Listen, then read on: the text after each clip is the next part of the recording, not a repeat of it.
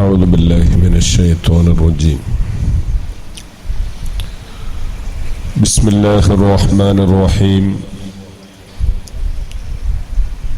الحمد لله. നേരെ മുഖത്തടിക്കുന്ന വേണമെന്നില്ല, മുഖത്തേക്കാണ് വേണമെന്നില്ല. نحمده ونستعينه ونؤمن به ونتوكل عليه ونعوذ بالله من شرور أنفسنا ومن سيئات أعمالنا. من يهده الله فلا مضل له ومن يضلله فلا هادي له. ونشهد أن لا إله إلا الله وحده لا شريك له. ونشهد أن سيدنا محمدا عبده ورسوله أرسله بالهدى ودين الحق ليظهره على الدين كله ولو كره المشركون. صلى الله على سيدنا محمد وعلى آله وأصحابه البررة الكرام. رب اشرح لي صدري ويسر لي أمري واحلل عقدة من لساني يفقه قولي. اللهم إنا نبرأ من حولنا وقوتنا إلى حولك وقوتك يا ذا الجلال والإكرام. أعوذ بالله من الشيطان الرجيم. بسم الله الرحمن الرحيم. الحج أشهر معلومات فمن فرض فيهن الحج فلا رفث ولا فسوق ولا جدال في الحج وما تفعلوا من خير يعلمه الله وتزودوا فإن خير الزاد التقوى واتقون يا أولي الألباب. صدق الله مولانا العظيم وصدق وبلغ رسوله النبي الكريم ونحن على ذلك من الشاهدين الشاكرين والحمد لله رب العالمين. عن أبي هريرة رضي الله عنه قال قال رسول الله صلى الله عليه وسلم العمرة إلى العمرة كفارة لما بينهما والحج المبرور ليس له جزاء إلا الجنة. صدق رسول الله صلى الله عليه وسلم. الصلاة والسلام عليك يا سيدي يا رسول الله. خذ بيدي قلت حيلتي أدركني يا سيدي يا رسول الله. ഏറ്റവും ബഹുമാനമുള്ള സാദാത്തുക്കൾ, ഈ വേദിയെ ധന്യമാക്കിയ സ്ഥാപനത്തിൻ്റെ അതുപോലെ പ്രാസ്ഥാനിക രംഗത്തെ സമുന്നത നേതൃത്വം, ബഹുമാന്യരായ മറ്റു ഉസ്താദുമാർ, പുണ്യഹറമുകളിലേക്ക് ഈ വർഷം അവസരം ലഭിച്ച പ്രിയമുള്ള ഹാജിമാർ, ഹജ്ജുമ്മമാർ, അവരെ ക്ലാസ്സുകളിൽ എത്തിക്കാനും അടുത്ത ഭാവിയിൽ അവിടെ എത്തണമെന്ന ആഗ്രഹത്തിൽ ഈ ക്ലാസ്സിൽ എത്തിച്ചേർന്ന പ്രിയപ്പെട്ട മറ്റ് സഹപ്രവർത്തകർ, സ്ഥാപനത്തിലെ ഏറ്റവും സ്നേഹമുള്ള മുതഅല്ലിമീങ്ങൾ, അസ്സലാമു അലൈക്കും വറഹ്മത്തുള്ളാഹി വബറകാതുഹു. സലാമിന് വോൾട്ടേജ് പോരാ. അസ്സലാമു അലൈക്കും. ഇന്നലെ രാത്രി ചെറിയ മഴ കിട്ടി. ഇപ്പോഴും മഴയുടെ ചെറിയ ഒരു സുഖമുള്ളത് കൊണ്ട് രാവിലെ തന്നെ ഉറക്കത്തിലേക്ക് പലരും വഴുതി വീണ് കഴിഞ്ഞു.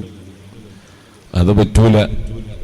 ഒരു ഉന്മേഷം നമ്മുടെ ക്ലാസ്സുകളിൽ വേണം. അല്ലാഹു നമ്മുടെ ഈ സദസ് സ്വീകരിക്കുമാറാവട്ടെ. വിശുദ്ധ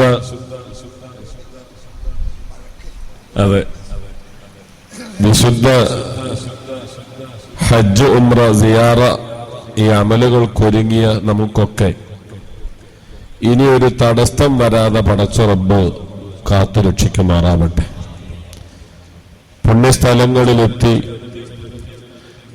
മനസാന്നിധ്യത്തോടെ ഇബാദത്തുകൾ പൂർത്തിയാക്കി സ്വർഗം ലഭിച്ചവരായി നാട്ടിൽ മടങ്ങിയെത്തി ശിഷ്ടകാലം റബ്ബിന്റെ തൃപ്തിയിൽ ജീവിച്ച് മരണം ഗുണകരമാകുമ്പോൾ കൽബിലെങ്കി കാമിലായ ഈമാനോടെ മരിക്കുന്നവരിൽ അള്ളാഹു നമ്മെ ഉൾപ്പെടുത്തുമാറാവട്ടെ. ഈ വന്നവരിലും അവരുടെ കുടുംബങ്ങളിലും പലരും വിവിധങ്ങളായ രോഗങ്ങളെ കൊണ്ട് പ്രയാസപ്പെടുന്നവരുണ്ട്. സാദാത്തിന്റെ ഈ സമക്ഷത്തിലായതുകൊണ്ട് തന്നെ അവിടുത്തെ കറാമത്ത് കൊണ്ടും ഹാജിമാരുടെ ബഹുമാനം കൊണ്ടും അത്തരത്തിലുള്ള എല്ലാ രോഗങ്ങൾക്കും അല്ലാഹു ആജിലായ കാമിലായ ശിഫ നൽകി അനുഗ്രഹിക്കുമാറാവട്ടെ. അൽഹംദുലില്ലാഹ്, ബഹുമാനപ്പെട്ട സയ്യിദ് അവറുകളുടെ സമക്ഷത്തിൽ വന്ന് ഹജ്ജിന് പോകുന്നതിന് മുമ്പ് ഇത്തരം ഒരു പഠനം തീർച്ചയായും അവിടുത്തെ മദദ് ലഭിക്കാനും പുണ്യസ്ഥലങ്ങളിലൊക്കെ എത്തുമ്പോൾ അവിടുത്തെ പ്രത്യേകമായ കാവലുകൊണ്ട് ഇബാദത്തുകൾ കുറ്റമറ്റ രൂപത്തിൽ നിർവഹിക്കാൻ കഴിയും എന്നതിൽ സംശയമില്ല. അത്തരമുള്ള ഒരു കൂടലായി ഇതിനെ അല്ലാഹു സ്വീകരിക്കുമാറാവട്ടെ.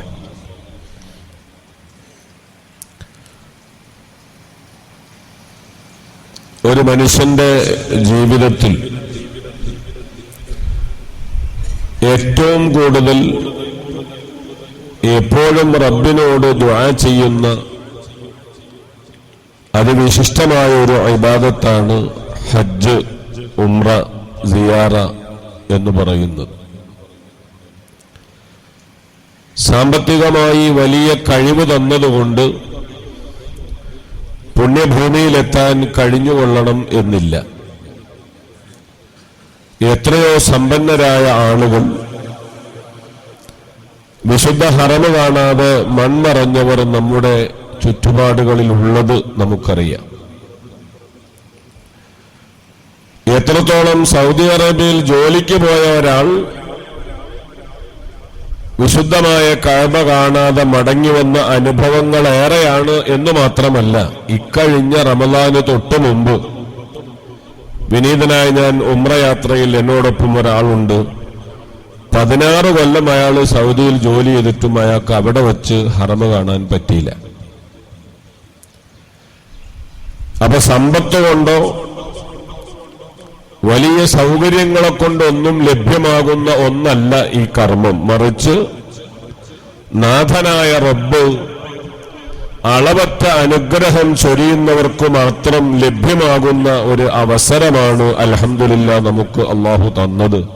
ശാകിരീങ്ങളിൽ അള്ളാഹു നമ്മെ പെടുത്തുമാറാവട്ടെ.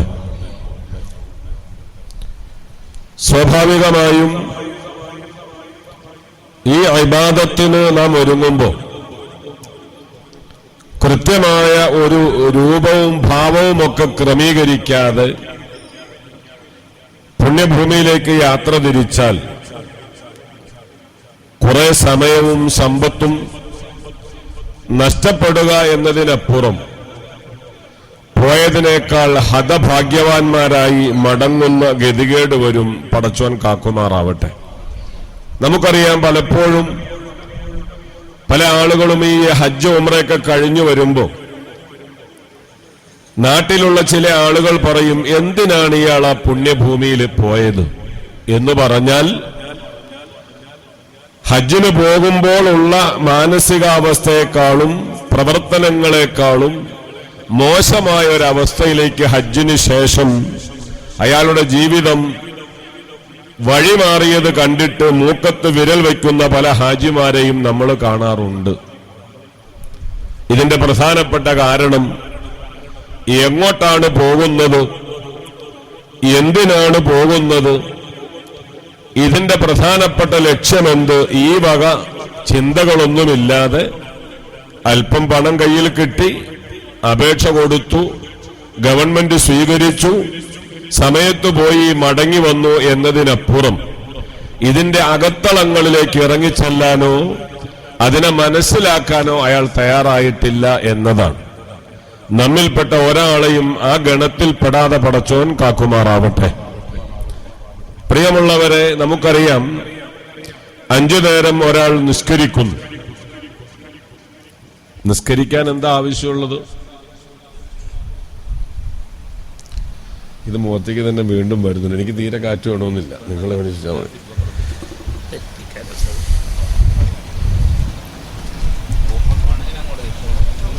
ഇപ്പൊ അങ്ങനെ ചൂടില്ല, മതി വേണമെന്നില്ല. ഇവർക്ക് നല്ല ചൂടുണ്ടെന്നോ നമ്മുടെ വി എസ് സാനൊക്കെ?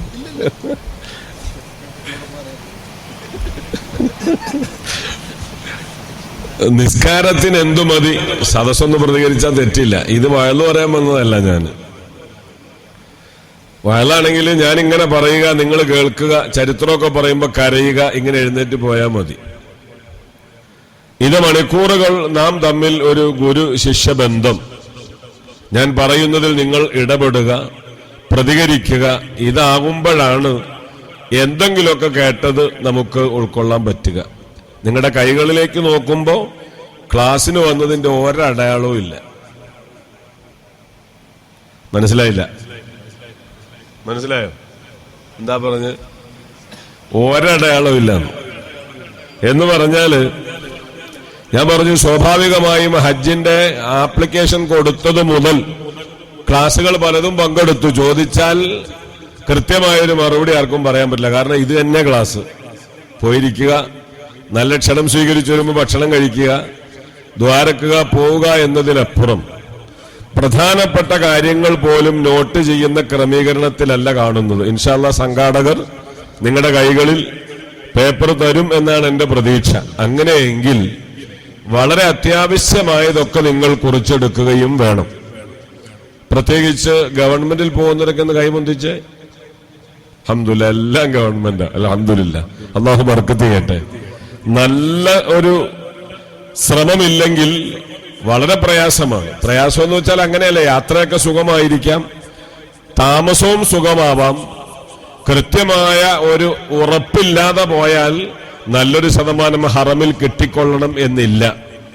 പഴയതുപോലെ ഇപ്പോ ഗ്രീൻ കാറ്റഗറി എന്ന ഒരു സംവിധാനം ഇല്ലാത്തത് കൊണ്ട് മുഴുവൻ അസീസിയ കാറ്റഗറിയാണ്. അപ്പൊ 2 വാഹനം കയറിയാണ് ഹറമിൽ നമ്മൾ എത്തുക. കൃത്യമായ ഒരു ഉറപ്പില്ലാതെ വന്നാൽ നല്ലൊരു ശതമാനം ജമാഅത്തും അസീസിയ പ്രാദേശിക പള്ളികളിലായി പോകും. പടച്ചോൻ കാക്കുമാറാവട്ടെ. ഹറമ് കാണാനും അവിടെ ഇബാദത്തിനുമാണ് നമ്മൾ പോകുന്നത് എന്ന് മാത്രമല്ല, കുറഞ്ഞ ഉസ്താദുമാരൊക്കെ ഇവിടെ കാണുന്നുണ്ട്. ഈ കാണുന്ന ഉസ്താദുമാരൊക്കെ നിങ്ങളുടെ കവറിലാണെങ്കിൽ ഇപ്പൊ തന്നെ അവരുമായി ബന്ധം സ്ഥാപിക്കുകയും അവിടെ എത്തിയാൽ അവരുമായി നിരന്തരം വിഷയങ്ങളിൽ ബന്ധപ്പെട്ടുകൊണ്ട് അമലുകൾ ക്രമീകരിക്കുകയും വേണം. കാരണം ഗവൺമെന്റ് തലങ്ങളിൽ നമ്മോടൊപ്പം ഉണ്ടാകുന്ന ഗൈഡ് ഇബാദത്തിനെ പറ്റി കാഴ്ചപ്പാടുള്ളവർ അല്ല. യാത്രയെ പറ്റിയ വിവരണം നമുക്ക് തരും, ബിൽഡിങ്ങിന്റെ കൃത്യമായ രൂപം നമുക്ക് തരും, ആശുപത്രികളെ പറ്റി പറഞ്ഞു തരും, വഴികളെ പറ്റിയുള്ള നിർദ്ദേശങ്ങൾ തരും, തവാഫ് എങ്ങനെ എപ്പമാവണം എന്ന ആ വാജിബാത്തോ സുന്നത്തോ വിശദീകരിക്കുന്ന ഒരു ഗൈഡും ഗവൺമെന്റിൽ വരുന്നവരിൽ നമുക്ക് ഹെൽപ്പ് ചെയ്യാനില്ലാത്തത് കൊണ്ട് ഇവിടുത്തെ സദസ്സ് എനിക്ക് ഇഷ്ടപ്പെട്ടു. കുറെ അധികം ഉസ്താദുമാരെ കാണുന്നുണ്ട്. ഈ ഉസ്താദുമാരൊക്കെയായി ബന്ധപ്പെട്ട് ഇൻഷാ അല്ലാഹ് അവിടെ എത്തിയാൽ നിങ്ങളുടെ അമലുകളിലൊക്കെ അവരുടെ അഭിപ്രായം ആരായുകയും കുറ്റമറ്റ രൂപത്തിൽ നിർവഹിക്കാൻ പരിശ്രമിക്കുകയും വേണം. അള്ളാഹു തൗഫീഖ് ചെയ്യുമാറാവട്ടെ. ഉസ്താദ് പോണാണല്ലോ അല്ലേ? ഈ മുമ്പിലുള്ള ഉസ്താദ് അല്ലേ? ആ പോകുന്ന ഉസ്താദാണ്. വേറെ ഞാൻ 2-3 ഉസ്താദുമാരെ കണ്ടു, അൽഹംദുലില്ലാഹ്. ആ ബാക്കിലൊക്കെ ഉസ്താദുമാരുണ്ട്. അവർ ഉംറയ്ക്കൊക്കെ പോയി പരിചയമുള്ള ഉസ്താദുമാരാവാം.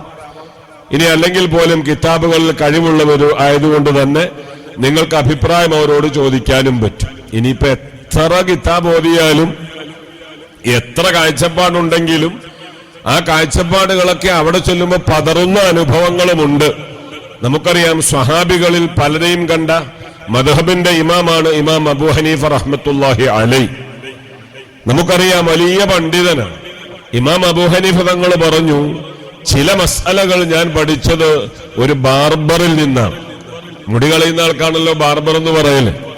ബഹുമാനപ്പെട്ട ഇമാം അബൂ ഹനീഫ തങ്ങൾ അറഫ കഴിഞ്ഞു, മുസ്ദലിഫ കഴിഞ്ഞു, അങ്ങനെ മിനയിലെത്തി മുടി കളഞ്ഞിട്ട് ബാർബർ ഷോപ്പ് ഉടമയോട് ചോദിച്ചു, മുടി കളയാൻ എത്ര രൂപ വേണ്ടി വരും? അപ്പൊ ആ ബാർബർ പറഞ്ഞു, ഇത്ര രൂപ വേണം. അപ്പോ ഇമാം അബൂ ഹനീഫ ചോദിച്ചു, ഇത്ര പൈസ വേണോ മുടി കളയാൻ? അപ്പൊ പെട്ടെന്ന് ബാർബർ ആയത്തോതി, മുസ്ലിയാരെ വല ജിദാല ഫിൽ ഹജ്ജ്, നിങ്ങൾ ഹജ്ജിലാണ് ഉള്ളത്, തർക്കിക്കാൻ പാടില്ല. അപ്പോഴാണ് ഇമാം അബൂ ഹനീഫ തങ്ങൾ പടച്ചോനെ ഷോക്കേറ്റതുപോലെ എങ്ങനെയും ഇദ്ദേഹത്തിന്റെ മുന്നിൽ നിന്നൊന്ന് രക്ഷപ്പെട്ടാ മതി എന്ന് കരുതി മുടി കളയാൻ വേണ്ടി കയറിയിരുന്നു. പറഞ്ഞു, ഇതങ്ങനെ കളയുന്ന മുടിയല്ല, ഇബാദത്തിന്റെ രൂപം സ്വീകരിക്കണം. മുസ്തഖ്ബിൽ ഖിബ്ല, ഖിബ്ലയ്ക്ക് മുന്നിടണം. സുബ്ഹാനല്ലാഹ്, രണ്ടാമത്തെ ഷോക്കേറ്റു. വീണ്ടും മുടി കളയാൻ വേണ്ടി ഒന്ന് കളഞ്ഞു കിട്ടിയാ മതി എന്ന് കരുതി തല ചായച്ചു കൊടുത്തപ്പോ പറഞ്ഞു, അങ്ങനെ പറ്റൂല, വലതുഭാഗം നിങ്ങൾ കാണിക്ക്. സുബ്ഹാനല്ലാഹ്, ബാർബറുടെ മുന്നിലാണ് ഇമാം അബൂ ഹനീഫ തങ്ങൾ കുടുങ്ങിയത്. സ്വഹാബിയെ പോലും കണ്ട മദ്ഹബിന്റെ ഇമാമാണ്. അങ്ങനെ ചുരുക്കി പറഞ്ഞാൽ എല്ലാം കഴിഞ്ഞ് ബേജാറ് കൊണ്ട് പൈസ എടുത്തു കൊടുത്ത് ഓടി രക്ഷപ്പെടാൻ നോക്കുമ്പോ പറഞ്ഞു, മുസ്ലിയാരെ അങ്ങനെ പോകാൻ പാടില്ല, മുടി കളഞ്ഞാൽ കബ്ബിർ, തക്ബീറിയല്ലേന്നു. ഇങ്ങനെ ഈ കാര്യങ്ങൾ ഞാൻ പഠിച്ചതൊരു ബാർബറിൽ നിന്നാണെന്ന് ഇമാം അബൂ ഹനീഫ തങ്ങൾ പറയുമ്പോ, കിതാബുകളൊക്കെ എത്ര പരതിയാലും പുണ്യഭൂമിയിലെത്തുമ്പോ നിരവധി ഇബാദത്തുകളിൽ പാളിച്ചകൾ വരും. വരാതെ പടച്ചോൻ കാക്കുമാറാവട്ടെ. അതുകൊണ്ടാണ് ഒരു ക്രമീകരണം അനിവാര്യമാണ്. ഞാൻ ആദ്യം പറഞ്ഞത് അതാണ്, നിസ്കാരം. ആ നിസ്കാരം നിർവഹിക്കാൻ മനസ്സും ശരീരവും ഉണ്ടെങ്കിൽ അത് നിർവഹിക്കാം. ഡെയിലി നിർവഹിക്കുന്ന വിഷയമായതുകൊണ്ട് കൃത്യമായ രൂപഭാവമില്ലെങ്കിലും അത് നിർവഹിക്കാൻ നമുക്ക് പറ്റും. ഇതേപോലെ വിശുദ്ധ റമളാനിലെ നോമ്പ് വർഷത്തിലൊരിക്കൽ മടങ്ങി വരുന്നത് കൊണ്ടും ഒരു ധാരണയുണ്ട്, മനസ്സും ശരീരവും ഉണ്ടെങ്കിൽ അത് നിർവഹിക്കാം. ഇതേപോലെ സക്കാത്ത്, പണമുള്ളവൻ മനസ്സുള്ളവനാണെങ്കിൽ പണവും മനസ്സും ഉണ്ടെങ്കിൽ അതും പറ്റും. എന്നാൽ ഹജ്ജ് നിങ്ങൾ നോക്ക്, ഈ ഇബാദത്തുകളിൽ പറഞ്ഞതൊക്കെ ഹജ്ജിലുണ്ട്. മനസ്സു വേണം, ശരീരം വേണം, പണം വേണം, എല്ലാത്തിലും പറഞ്ഞത് ഈ ഇബാദത്തിൽ വേണം. പക്ഷേ നമുക്ക് എന്താ സംഭവിക്കുന്നത്? ഈ ഇബാദത്തിനെ പറ്റി നമ്മൾ പഠിച്ചത് എത്രാമത്തെ വയസ്സിലാ? എന്റെ മുന്നിലുള്ള ആചാർക്ക് എത്ര വയസ്സുണ്ട്? ആ ആചാർക്ക് 71. ഇനിയും അള്ളാഹു ദീർഘായുസ് കൊടുക്കുമാറാവട്ടെ. നല്ല ആമീൻ പറയാം, എല്ലാവർക്കും കിട്ടട്ടെ. അള്ളാഹു ദീർഘായുസ് കൊടുക്കുമാറാവട്ടെ. ഉറങ്ങാൻ സമ്മതിക്കൂല നിങ്ങളെ. പ്രായം നിങ്ങൾക്കുണ്ട്, പക്ഷെ പ്രതികരിക്കണം. 71 വയസ്സ് ആചാർക്കുണ്ട്. ഈ ഹജ്ജ്, ഉംറ എന്നൊക്കെയുള്ള കാര്യങ്ങൾ എത്രാമത്തെ വയസ്സിലാ പഠിച്ചത്?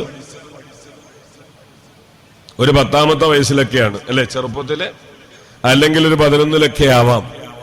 അപ്പൊ 10ലോ 11ലോ പഠിച്ച ഒരു കാര്യം പ്രായോഗിക തലത്തിലേക്ക് വരുന്നത് 71ലാണ്. അപ്പൊ സ്വാഭാവികമായും കൃത്യമായ ഒരു കാഴ്ചപ്പാടില്ലാതെ പോയാൽ പണം, സമയം നഷ്ടപ്പെടുക എന്നതിനപ്പുറം സ്വർഗമെന്ന ലക്ഷ്യം നഷ്ടപ്പെടും. പടച്ചോൻ കാക്കുമാറാവട്ടെ.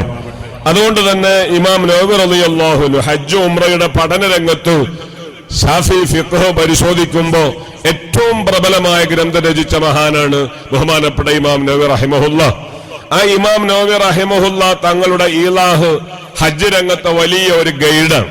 ആ കിതാബ് അങ്ങ് മറിച്ചാൽ അതിന്റെ ആമുഖ പേജുകൾ എത്രയോ, ഏകദേശം ഒരു 100-നടുത്ത് വരുന്ന പേജുകളിൽ അറഫയുടെ പരാമർശമില്ല, തവാഫിനെ പറ്റി പറയുന്നില്ല, അതേപോലെ മുസ്ദലിഫയുടെ പരാമർശങ്ങളില്ല, ഫിദിയെ പറ്റി പറയുന്നില്ല, ഇഹ്റാമിന്റെ രൂപം പറയുന്നില്ല.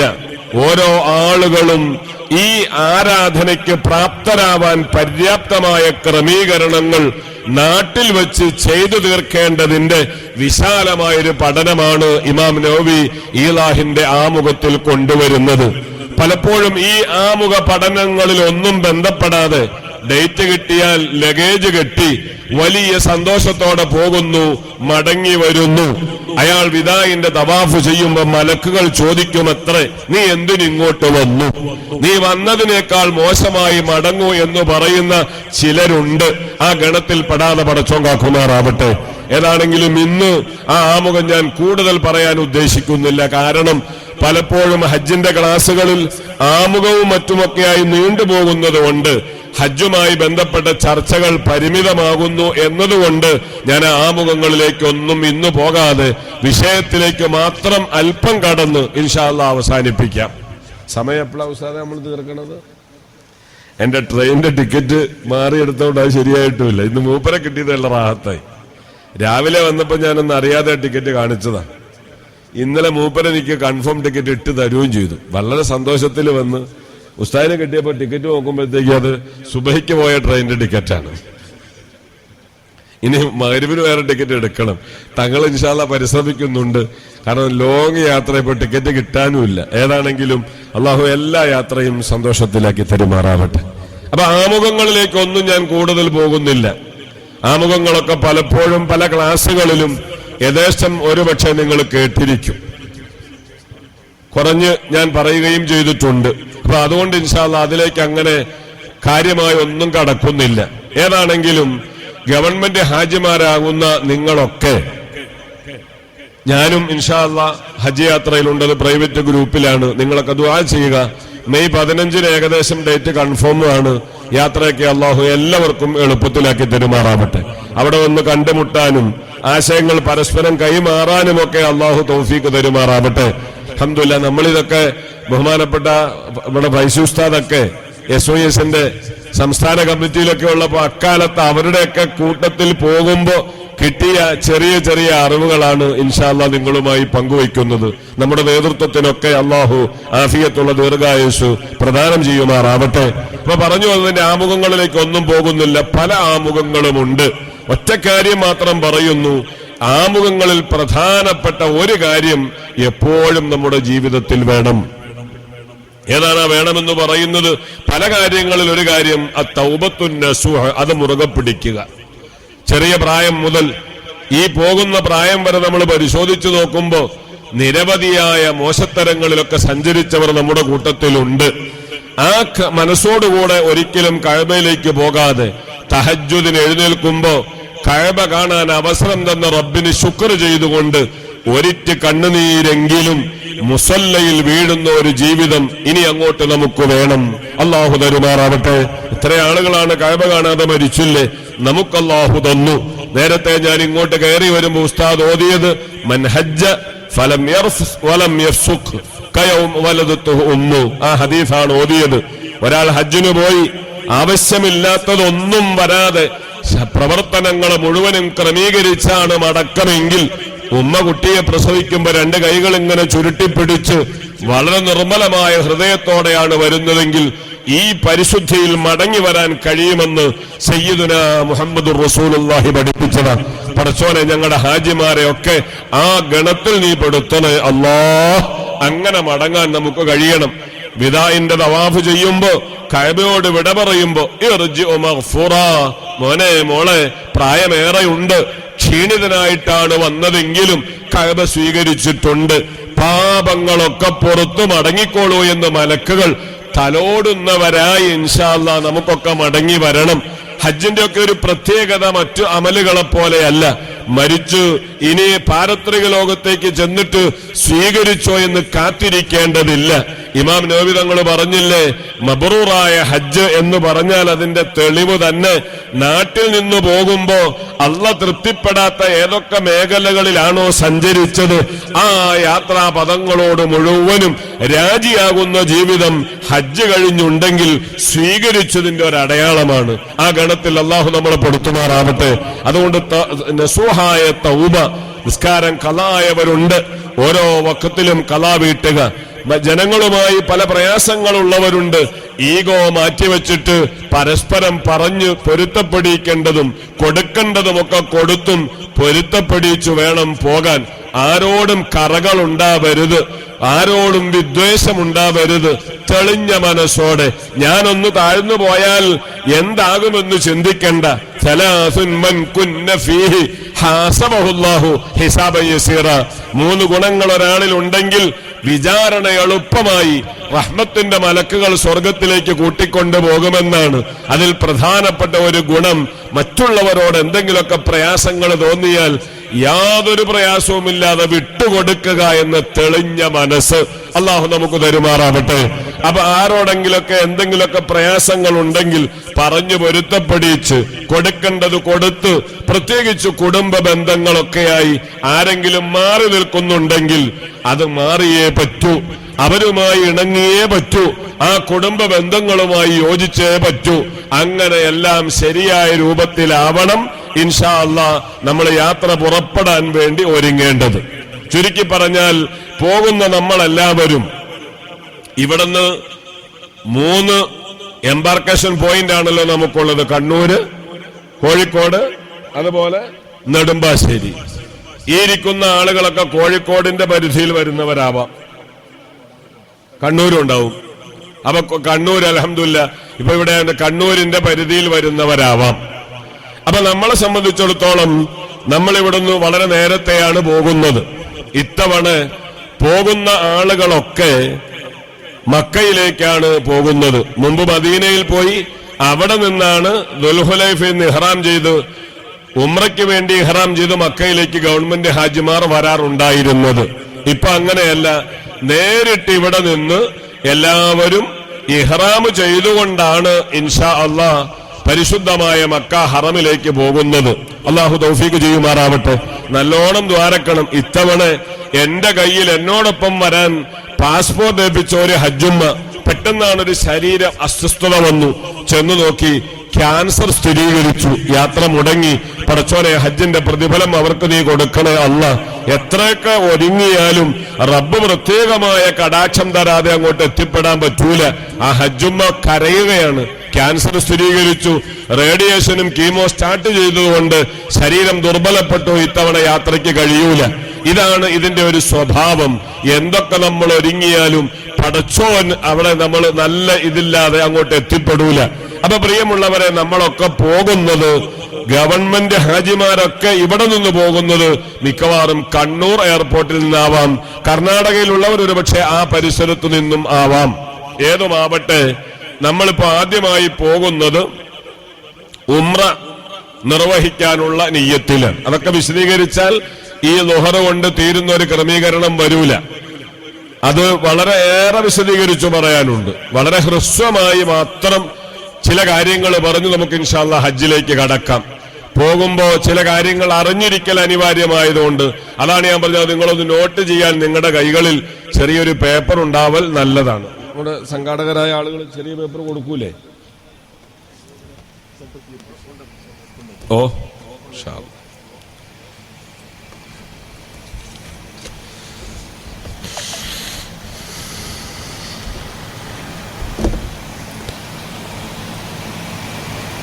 ഏകദേശം ഒരു ദിവസം മുമ്പ് ഗവൺമെന്റ് ഹാജിമാരൊക്കെ വളരെ നേരത്തെ എയർപോർട്ടിലെത്തും. മിക്കവാറും നമ്മളെല്ലാവരും എന്ന് വച്ചാൽ അശുദ്ധിയുള്ള പെണ്ണുൾപ്പെടെ ഇഹ്റാം ചെയ്താണ് ഇവിടെ നിന്ന് പോവുക. മെൻസസ് ഉള്ള ഒരു സ്ത്രീയാണ്. അവരും ഇവിടെ നിന്ന് ഇഹ്റാമിന്റെ നെയ്യത്തിലാണ് വിശുദ്ധമായ മക്ക ഹറമിലേക്ക് പുറപ്പെടുക. അപ്പൊ നമ്മുടെ യാത്ര ക്രമീകരിച്ചു കഴിഞ്ഞാൽ ഗവൺമെന്റിൽ നിന്ന് ഏകദേശം പോകാനുള്ള ഒരു മെസ്സേജ് നമുക്ക് കിട്ടിക്കഴിഞ്ഞാൽ അൽഹംദുലില്ലാ, ഏറ്റവും യാത്രയെ സംബന്ധിച്ച് നമ്മൾ വിലയിരുത്തുമ്പോൾ ഏറ്റവും യാത്രയ്ക്ക് പറ്റിയ ദിവസം ഏതാ? വ്യാഴം. അതിന് പറ്റാതെ വന്നാൽ മറ്റാരും മിണ്ടണില്ല, തിങ്കള്. അതിനും പറ്റാതെ വന്നാല് ശനി. ഇതാണ് അതിന്റെ ക്രമീകരണം. ഇനി 3 അല്ലാത്ത ഏതൊരു ഡേറ്റിൽ വന്നാലും ഗവൺമെന്റ് തീരുമാനിച്ചാൽ പിന്നെ പോകാതിരിക്കാൻ നമുക്ക് പറ്റൂല. ഏതാണെങ്കിലും ആ ഒരു യാത്രയെപ്പറ്റി തീരുമാനം നമുക്ക് ലഭിച്ചു കഴിഞ്ഞാൽ എപ്പോഴാണോ യാത്ര പുറപ്പെടാൻ വേണ്ടി നമ്മൾ ഒരുങ്ങുന്നത്, ആ ഒരുങ്ങുമ്പോ ഇഹ്റാമുമായി ബന്ധപ്പെട്ട ചില കാര്യങ്ങൾ വളരെ പെട്ടെന്നൊന്ന് നോട്ട് ചെയ്തോളുക. ബുക്ക് കിട്ടും, വായിക്കാൻ കിട്ടും. പക്ഷെ എന്നാലും ഒരു പോക്കറ്റ് ഡയറി ഈ യാത്രയിൽ നിങ്ങൾക്കൊക്കെ അനിവാര്യമാണ്. വലിയ പുസ്തകം ഇങ്ങനെ കയ്യിൽ പിടിച്ചു നമുക്ക് നടക്കാൻ പറ്റൂല. അപ്പൊ നമ്മുടെ കൈകൾ തന്നെ ചെറിയൊരു നോട്ട് എന്നല്ല, ഇനി അങ്ങോട്ടുള്ളതിലൊക്കെ ഒരു ഡെയിലി നോട്ട് അത്യാവശ്യമാണ്. ഇരിക്കട്ടെ, അങ്ങനെ ചെറിയൊരു നോട്ട് കയ്യിലുണ്ടെങ്കിൽ അത്യാവശ്യ കാര്യങ്ങളൊക്കെ നടക്കും. അപ്പോ നമ്മള് യാത്ര പുറപ്പെടാൻ വേണ്ടി ഗവൺമെന്റ് നമുക്കൊരു ഡേറ്റ് തന്നു കഴിഞ്ഞാൽ പോകുന്നവരൊക്കെ ഗവൺമെന്റ് ആണെങ്കിലും പ്രൈവറ്റ് ആണെങ്കിലും ഇവിടെ നിന്ന് ഉംറയുടെ ഇഹ്റാമിലാണ് പുറപ്പെടുക. ഉംറയുടെ ഇഹ്റാമിൽ നമ്മൾ പുറപ്പെടുമ്പോ ഇഹ്റാമിന്റെ ആമുഖമായി ശ്രദ്ധിക്കേണ്ട ചില കാര്യങ്ങൾ ഉസ്താദുമാരെ സംബന്ധിച്ച് അവർ കിതാബ് നിരന്തരം മുതാല ചെയ്യുന്നത് കൊണ്ട് അവരുടെ മനസ്സിൽ ഓർമ്മയുണ്ടെങ്കിലും സാധാരണക്കാർക്ക് വേണ്ടി ഞാൻ ഉണർത്തുകയാണ്. അത്യാവശ്യം എഴുതി വെക്കേണ്ട കാര്യങ്ങളിൽ ആദ്യത്തെ ഇഹ്റാമിന്റെ 7 മര്യാദകളിൽ ഒന്നാമത്തെ മര്യാദ നഖം മുറിക്കുക, താടി രോമവും തലമുടി രോമങ്ങളൊക്കെ വൃത്തിയാക്കുക, കക്ഷരോമം, ഗുഹ്യരോമം ഇവയെല്ലാം വൃത്തിയാക്കുക എന്നതാണ് ഇഹ്റാമിന്റെ ഒന്നാമത്തെ മര്യാദ. ശരീരം പൂർണ്ണതോതിൽ വെടുപ്പാക്കുന്ന നഖം മുറിക്കുക, അതുപോലെ തലമുടി താടി രോമങ്ങളൊക്കെ ഒന്ന് വൃത്തിയാക്കുക, കക്ഷരോമങ്ങളും ഗുഹ്യരോമങ്ങളൊക്കെ വൃത്തിയാക്കി ശരീരം പൂർണ്ണമായും മിനിറ്റുകൾ കഴിഞ്ഞാൽ, മണിക്കൂറുകൾ കഴിഞ്ഞാൽ തൂവെള്ള വസ്ത്രത്തിലേക്ക് നീ ചേഞ്ച് ആകുമ്പോ നിന്റെ ബോഡിയും അതുപോലെ ചേഞ്ച് ആവണം, നിന്റെ ആത്മാവും അതുപോലെ ചേഞ്ച് ആവണം. അതുകൊണ്ട് ശരീരം വൃത്തിയാക്കലാണ് ഒന്നാമത്തെ ഇഹ്റാമിന്റെ സുന്നത്ത് എന്ന് പറയുന്നത്. അത് സാധാരണക്കാരൊക്കെ നോട്ട് ചെയ്യൽ നല്ലതാണ്. 2 അത് കൃത്യമായി പഠിക്കുക. ഇഹ്റാമിനെ കരുതി കുളിക്കുക എന്നതാണ്. ഈ കുളി വീട്ടിൽ വെച്ച് നിർവഹിക്കേണ്ടതില്ല ഗവൺമെന്റ് ഹാജിമാർ. മനസ്സിലായോ? ഈ കുളി എവിടെ വെച്ച് നിർവഹിക്കേണ്ടതില്ല? വീട്ടിൽ വെച്ച് ഗവൺമെന്റ് ഹാജിമാർ ഈ കുളി നിർവഹിക്കേണ്ടതില്ല.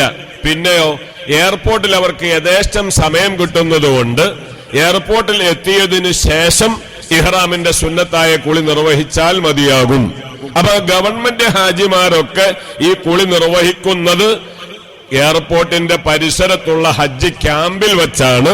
പ്രൈവറ്റ് ഹാജിമാർ അവർ വീട്ടിൽ നിന്ന് ഈ സുന്നത്തായ കുളി നിർവഹിച്ചുകൊണ്ടാണ് എയർപോർട്ടിലേക്ക് വരേണ്ടത്.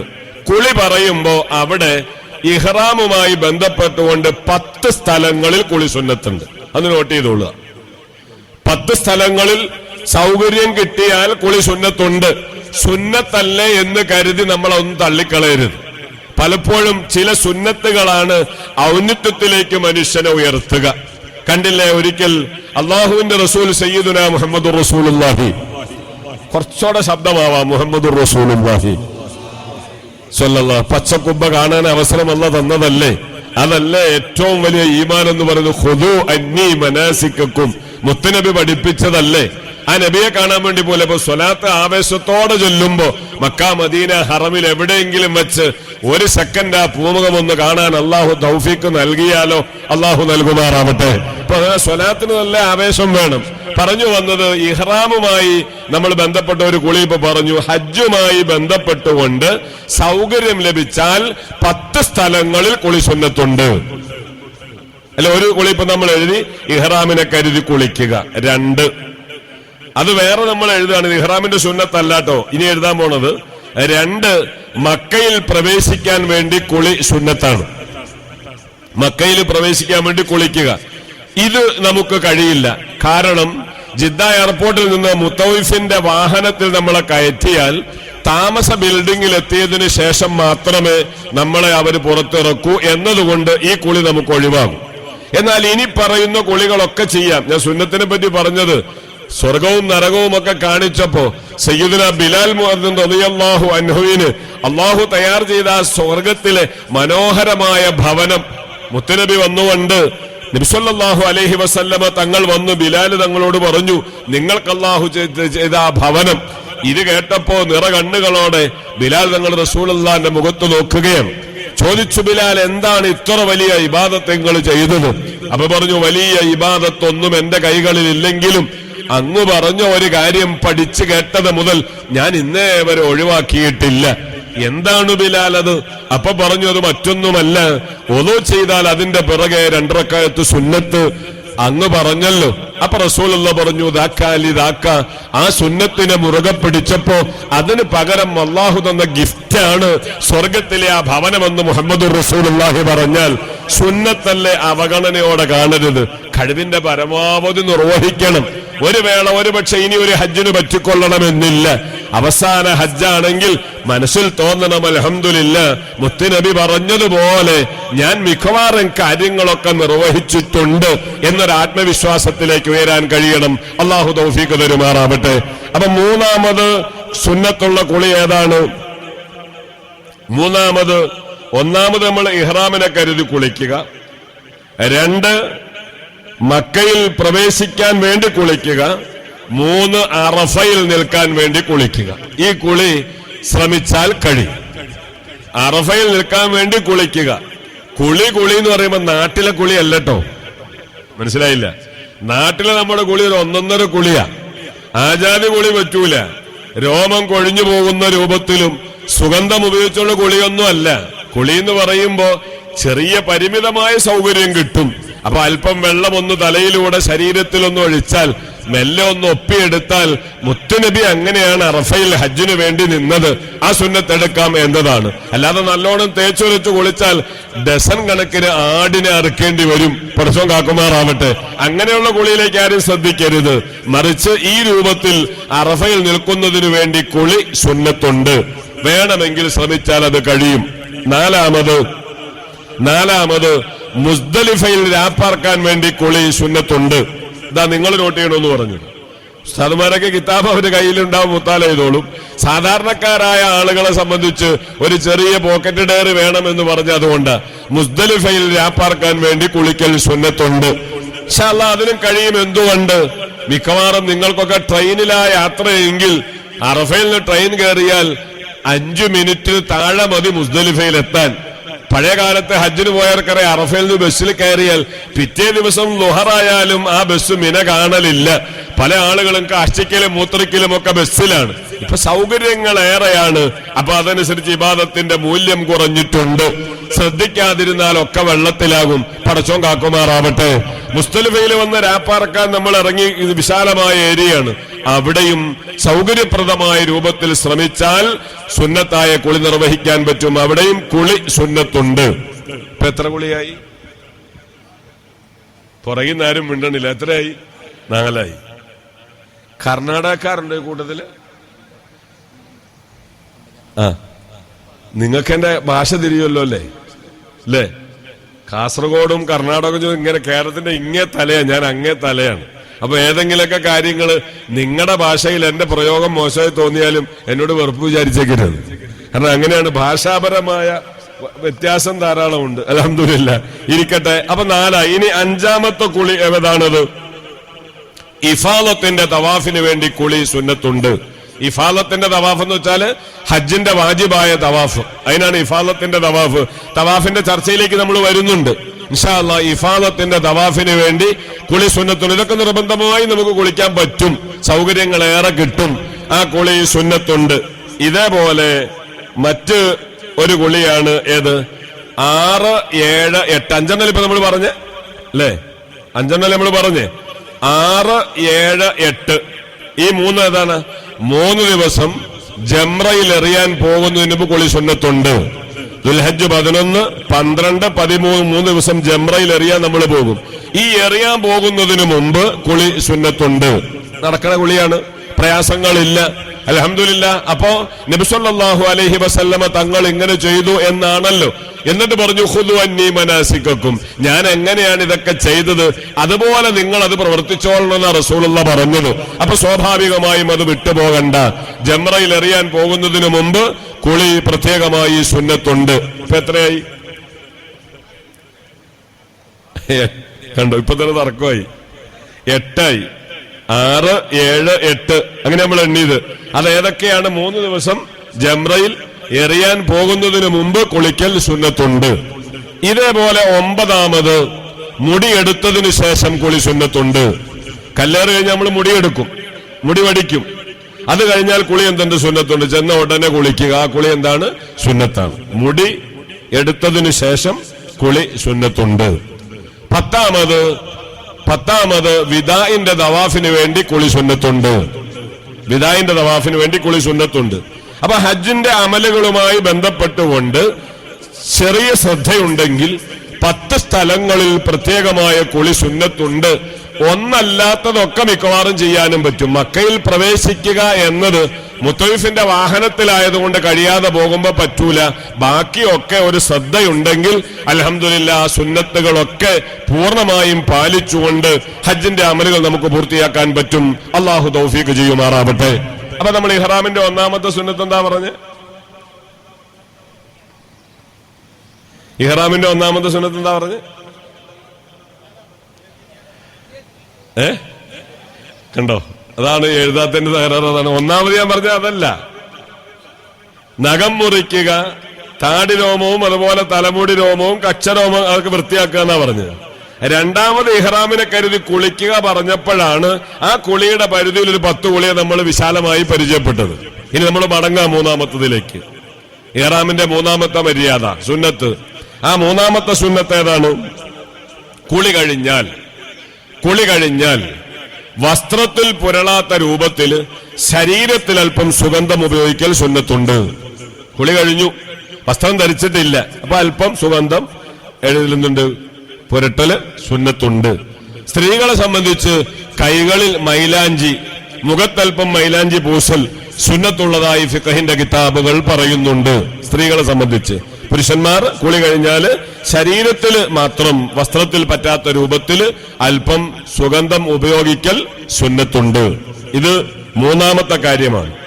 നാലാമത് ഇഹ്റാമിന്റെ വസ്ത്രം ധരിക്കുക എന്നതാണ്. ഇതും എയർപോർട്ടിൽ എത്തിയതിനു ശേഷം മാത്രം ഗവൺമെന്റ് ഹാജിമാരും പ്രൈവറ്റ് ഹാജിമാരും നിർവഹിച്ചാൽ മതി.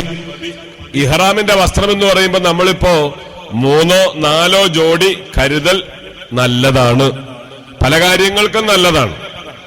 ഡ്രസ് നമ്മൾ പോകുമ്പോ ഇപ്പൊ പഴയതുപോലെയല്ല, ഹറമിലേക്ക് താഴെ തവാഫ് ചെയ്യാൻ ആര് എപ്പോ കടക്കണമെങ്കിലും ഇഹ്റാമിന്റെ വസ്ത്രത്തിലല്ലാതെ വിടൂല. ഇഹ്റാമിന്റെ വസ്ത്രത്തിലല്ലാതെ വിടൂല. നിങ്ങളുടെ ഇതേ ഡ്രസ്സിൽ പോയാൽ ഒരിക്കലും താഴെ കഅബയോട് ചേർന്നുകൊണ്ട് തവാഫ് നടക്കൂല, മേൽഭാഗത്തേക്ക് പോകേണ്ടി വരും. പ്രായമുള്ളവരെ സംബന്ധിച്ച് മേൽഭാഗത്തുള്ള തവാഫ് പ്രയാസകരമാണ്. അപ്പോ മിക്കവാറും തവാഫിന് പോകണമെങ്കിൽ ഏത് ഡ്രസ്സിൽ വേണം? ഇഹ്റാമിന്റെ ഡ്രസ്സിലാവണം. അപ്പൊ ഒരു 3-4 ജോഡി ഇഹ്റാമിന്റെ വസ്ത്രം കയ്യിൽ കരുതുന്നത് എപ്പോഴും നല്ലതാണ്. ഇഹ്റാമിന്റെ വസ്ത്രം കരുതണം.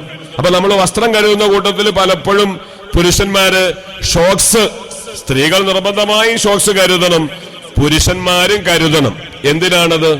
എന്തിനാണത്? ഇഹ്റാമിൽ മാത്രമേ ഷോക്സ് ഉപയോഗിക്കൽ പാടില്ലാത്തതുള്ളൂ. സാധാരണ നമ്മൾ തവാഫിന് വേണ്ടി ഇറങ്ങുമ്പോ, അതുപോലെ പുറത്തേക്ക് ഇറങ്ങുമ്പോ ഗന്ധക ഭൂമി ആയതുകൊണ്ട് തന്നെ കാല് പൊട്ടിക്കീറലുമൊക്കെ സാധ്യത കൂടുതലുള്ളത് കൊണ്ട് പുറത്ത് സാധാരണയുള്ള യാത്രകളിലൊക്കെ എപ്പോഴും ശരീരം നല്ല മറച്ചുകൊണ്ടുള്ള യാത്രകൾ തന്നെയാണ് നല്ലത്. അപ്പൊ അതിന് കരുതൽ നല്ലതാണ്. ഇരിക്കട്ടെ, ഏതാണെങ്കിലും ഇഹ്റാമിന്റെ വസ്ത്രം ധരിക്കുക എന്നതാണ്. അവിടെ പുരുഷൻ ഒന്നുടുക്കുന്നു, ഒന്ന് പുതയ്ക്കുന്നു, അതാണ് വസ്ത്രം. ബെൽറ്റ് ധരിക്കാം, പക്ഷേ ചുറ്റിത്തുന്നിയ ഒരു വസ്ത്രവും പാടില്ല. ജഡ്ഡിയോ ബനിയനോ ഷോക്സോ ഷൂവോ തൊപ്പിയോ ഇതൊന്നും പുരുഷന്മാർക്ക് പറ്റൂല, ഹറാമാണ്, ധരിക്കാൻ പാടില്ലാത്തതാണ്. ധരിച്ചാൽ അതിന് പ്രായശ്ചിത്തം വേണ്ടി വരും. തമത്വ ഇഖ്തിലാഫ് ഇങ്ങനെ അത് വിശദീകരിക്കാനുണ്ട്. സുഖമെടുത്താൽ അതിന്റെ പണിഷ്മെന്റ് ഒന്ന് വേറെയാണ്, നശിപ്പിച്ചു കളഞ്ഞാൽ അതിന്റെ പണിഷ്മെന്റ് ഒന്ന് വേറെയാണ്, അതിന് ഫിദിയ എന്ന് പറയും. അത് തന്നെ ഒരു പാർട്ടി വിശദീകരിക്കാനുണ്ട്. പക്ഷെ ഒരു പരിമിതമായ സമയം അത് പറ്റൂല. ഞാൻ മനസ്സിലാക്കിയിരുന്നു വൈകുന്നേരം 5 മണി വരെയൊക്കെ ക്ലാസ് എന്നാ. പക്ഷെ ഇപ്പോ ഉച്ചഭക്ഷണം കഴിഞ്ഞാൽ പിരിയണമെന്ന ക്രമീകരണമാണ് അറിയാൻ പറ്റിയത്. അപ്പൊ അതുകൊണ്ട് ഇപ്പൊ ഞാൻ അതിലേക്ക് കൂടുതൽ പോകുന്നില്ല. ഏതാണെങ്കിലും പറയുന്നതും കേൾക്കുന്നതുമൊക്കെ കുറ്റമറ്റ രൂപത്തിൽ മനസ്സിലാക്കി ചെയ്യാൻ അള്ളാഹു തൗഫീഖ് തരുമാറാവട്ടെ. ഇഹ്റാമിന്റെ വസ്ത്രം ധരിക്കുക എന്നതാണ്. പിന്നീട് മറ്റൊന്ന് ഇപ്പൊ എത്രയായി? 4 ചെറുപ്പക്കാരാണ് കൂടുതൽ ഉറങ്ങണമെന്ന് എനിക്ക് തോന്നുന്നത്. 5-മത് ഇഹ്റാമിന്റെ 2 റക്അത്ത് സുന്നത്ത് നിസ്കരിക്കുക എന്നതാണ്. ഈ സുന്നത്ത് നിസ്കാരവും നിർവഹിക്കേണ്ടത് എയർപോർട്ടിൽ വെച്ചാണ്, വീട്ടിൽ വെച്ചല്ല. വീട്ടിൽ വെച്ച് നിസ്കരിക്കേണ്ട നിസ്കാരമുണ്ട്, ഇൻഷാ അല്ലാഹ് നമുക്ക് പിന്നീട് പറയാം. ഇപ്പൊ നിർവഹിക്കുന്ന 2 റക്അത്ത് സുന്നത്ത് എയർപോർട്ടിൽ വന്ന് നിങ്ങൾക്ക് അവിടെ നിന്ന് ഹജ്ജ് ക്യാമ്പിലൊക്കെ ഇഷ്ടംപോലെ നമ്മുടെ വളണ്ടിയേഴ്സ് ഉണ്ടാകും. അവര് പറയും വസ്ത്രം ചേഞ്ച് ആവുക, ഇനി നിങ്ങൾ സുന്നത്ത് നിസ്കരിക്കുക എന്ന് പറയുമ്പോ അത് നിസ്കരിക്കുക. സുന്നത്ത് നിസ്കാരത്തില് പ്രയാസങ്ങളൊന്നുമില്ല.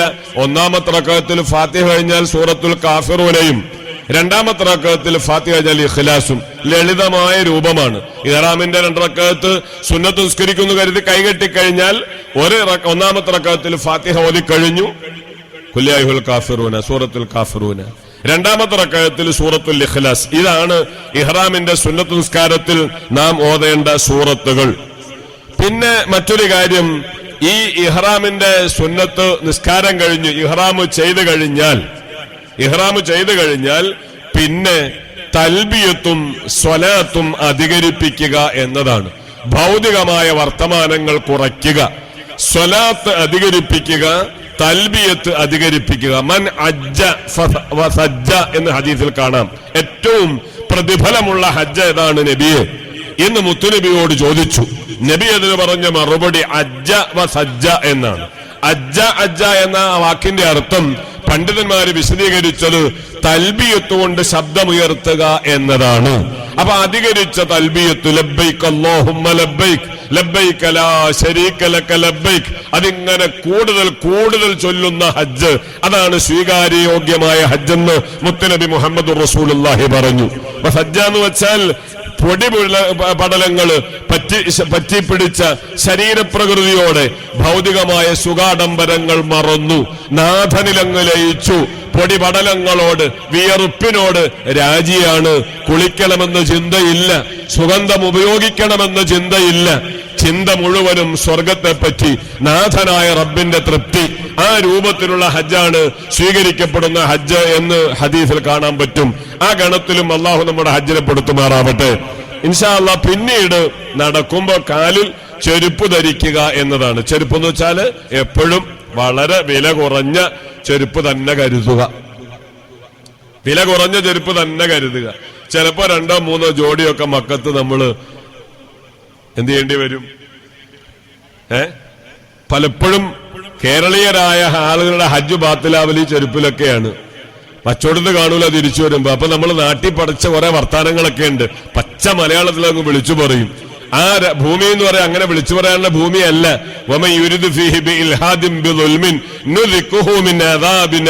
ഖുർആൻ. ഇവിടെ സയ്യിദ് അവരുടെ സമക്ഷത്തിലാണ് നാം ഉള്ളത്.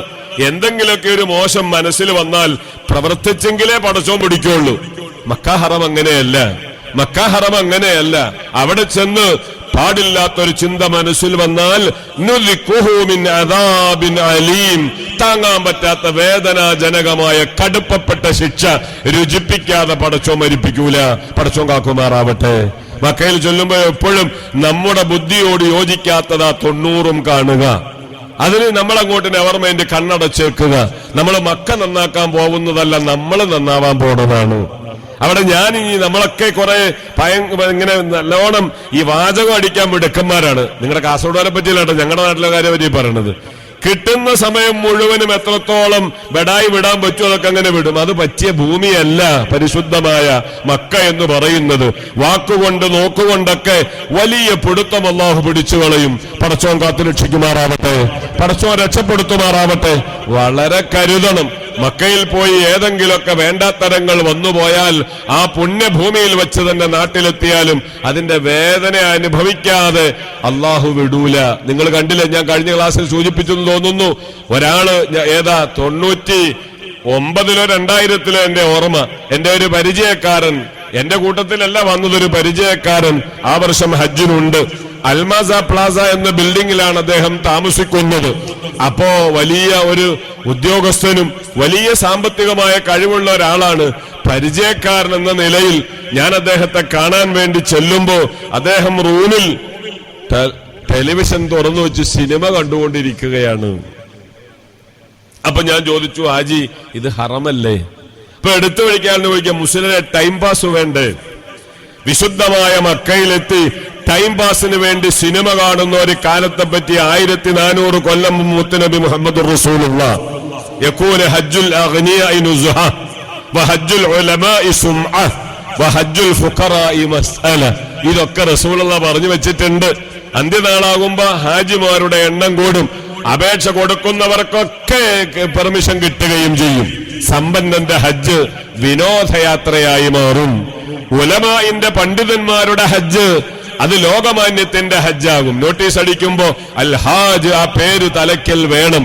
ഇല്ലെങ്കിൽ അയാളുടെ മുഖം ചുളിയും, ഉള്ളിലെങ്കിലും എന്തെങ്കിലും ഒന്ന് തോന്നിപ്പോകും. ഹജ്ജുൽ ഫുഖറാഇ മസ്അല. സമ്പത്തില്ലാത്ത ദരിദ്രരും ഹജ്ജിന് പോകും. സ്വർഗമല്ല ലക്ഷ്യം, യാചനയാണ്. ഈ തരത്തിൽ ഹജ്ജിന്റെ കോലം മാറുമെന്ന് മുത്തുനബി മുഹമ്മദ് റസൂലുള്ളാഹി പറഞ്ഞെങ്കിൽ അവിടെ എത്തി മക്കളെ അതിലേക്കൊന്നും നമ്മൾ നോക്കണ്ട. നമുക്ക് വേണ്ടത് സ്വർഗമാണ്. അഅ്മാർ ഉമ്മത്തി മാ ബൈന 60 ഔ 70, 60-ന്റെ 70-ന്റെ ഇടയിൽ പോണം. പലരും അതൊക്കെ അടുത്തവരും കഴിഞ്ഞവരുമാണ്. എപ്പോഴാണ് പോകുന്നതെങ്കിലും മഹാന്മാര് പഠിപ്പിച്ചതുപോലെ നല്ലൊരു യാത്ര ഇനിയെങ്കിലും ഈ യാത്ര കൊണ്ട് നമുക്ക് കിട്ടണം.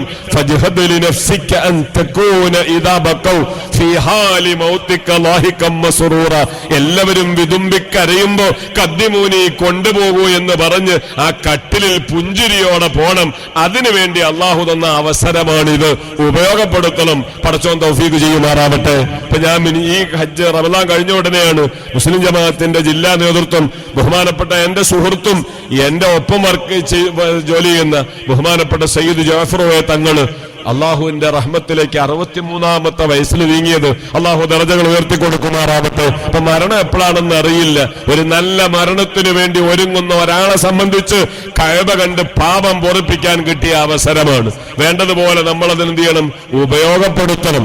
പറഞ്ഞു വന്നത് ഇൻഷാ അല്ലാഹ്, അങ്ങനെ നമ്മൾ അവിടെ ചെല്ലുമ്പോൾ നാവ് സൂക്ഷിക്കണം, നിയന്ത്രണങ്ങൾ വേണം. ഹജ്ജ് കഴിയുമ്പോൾ ഉമറുൽ ഫാറൂഖ് റളിയല്ലാഹു അൻഹു വലിയ ഒരു വടിയുമായി ഇറങ്ങും. അലൈക ബിൽ ഇറാഖ് അലൈക ബിൽ യമൻ, ആളുകളെ അടിച്ചോടിക്കും. ഖലീഫയുടെ അടുത്തേക്ക് സ്വഹാബികൾ വന്നു ചോദിച്ചു, ഓ ഉമർ, ഒരു റക്അത്തിൽ ലക്ഷത്തിന്റെ കൂലി കിട്ടുന്ന മണ്ണിൽ നിന്ന് ആളുകളെ എന്താ ഇങ്ങനെ തുരത്തി ഓടിക്കുന്നത്? പറഞ്ഞു സ്വഹാബ, ആദ്യം കഅബ കണ്ടപ്പോ പൊട്ടിക്കരഞ്ഞു, രണ്ടാമത് കണ്ടപ്പോ പിന്നെ കണ്ണുനീരില്ല, മൂന്നാമത് തീരെയില്ല, പിന്നെ കഅബയാണെന്ന ഓർമ്മ പോലുമില്ല. ഈ പരിസരത്ത് അവർ താമസിച്ചിട്ട് അരുതായ്മകൾ വന്നുപോയാൽ പടച്ചോൻ വിടൂല, അവരാ ശിക്ഷ മേടിക്കണ്ടെന്ന് കരുതിയാണ് ഞാൻ അവരെ പറഞ്ഞയക്കുന്നതെന്ന് സയ്യിദുന ഉമറുൽ ഫാറൂഖ് തങ്ങൾ പറഞ്ഞെങ്കിൽ, പ്രിയമുള്ള ഹാജിമാരെ, ഹജ്ജുമ്മമാരെ, പ്രത്യേകം കരുതണം. അറിയാതെ പോലും നാവ് കൊണ്ടോ നോട്ടം കൊണ്ടോ പെരുമാറ്റം കൊണ്ടോ പുണ്യഭൂമിയിലെത്തിയാൽ ഒന്നും ഉണ്ടാവാൻ പാടില്ല. പടച്ചോൻ നല്ല നിയന്ത്രണം നമുക്കൊക്കെ തരുമാറാവട്ടെ. അപ്പൊ ഇപ്പൊ എത്രണ്ണമായി?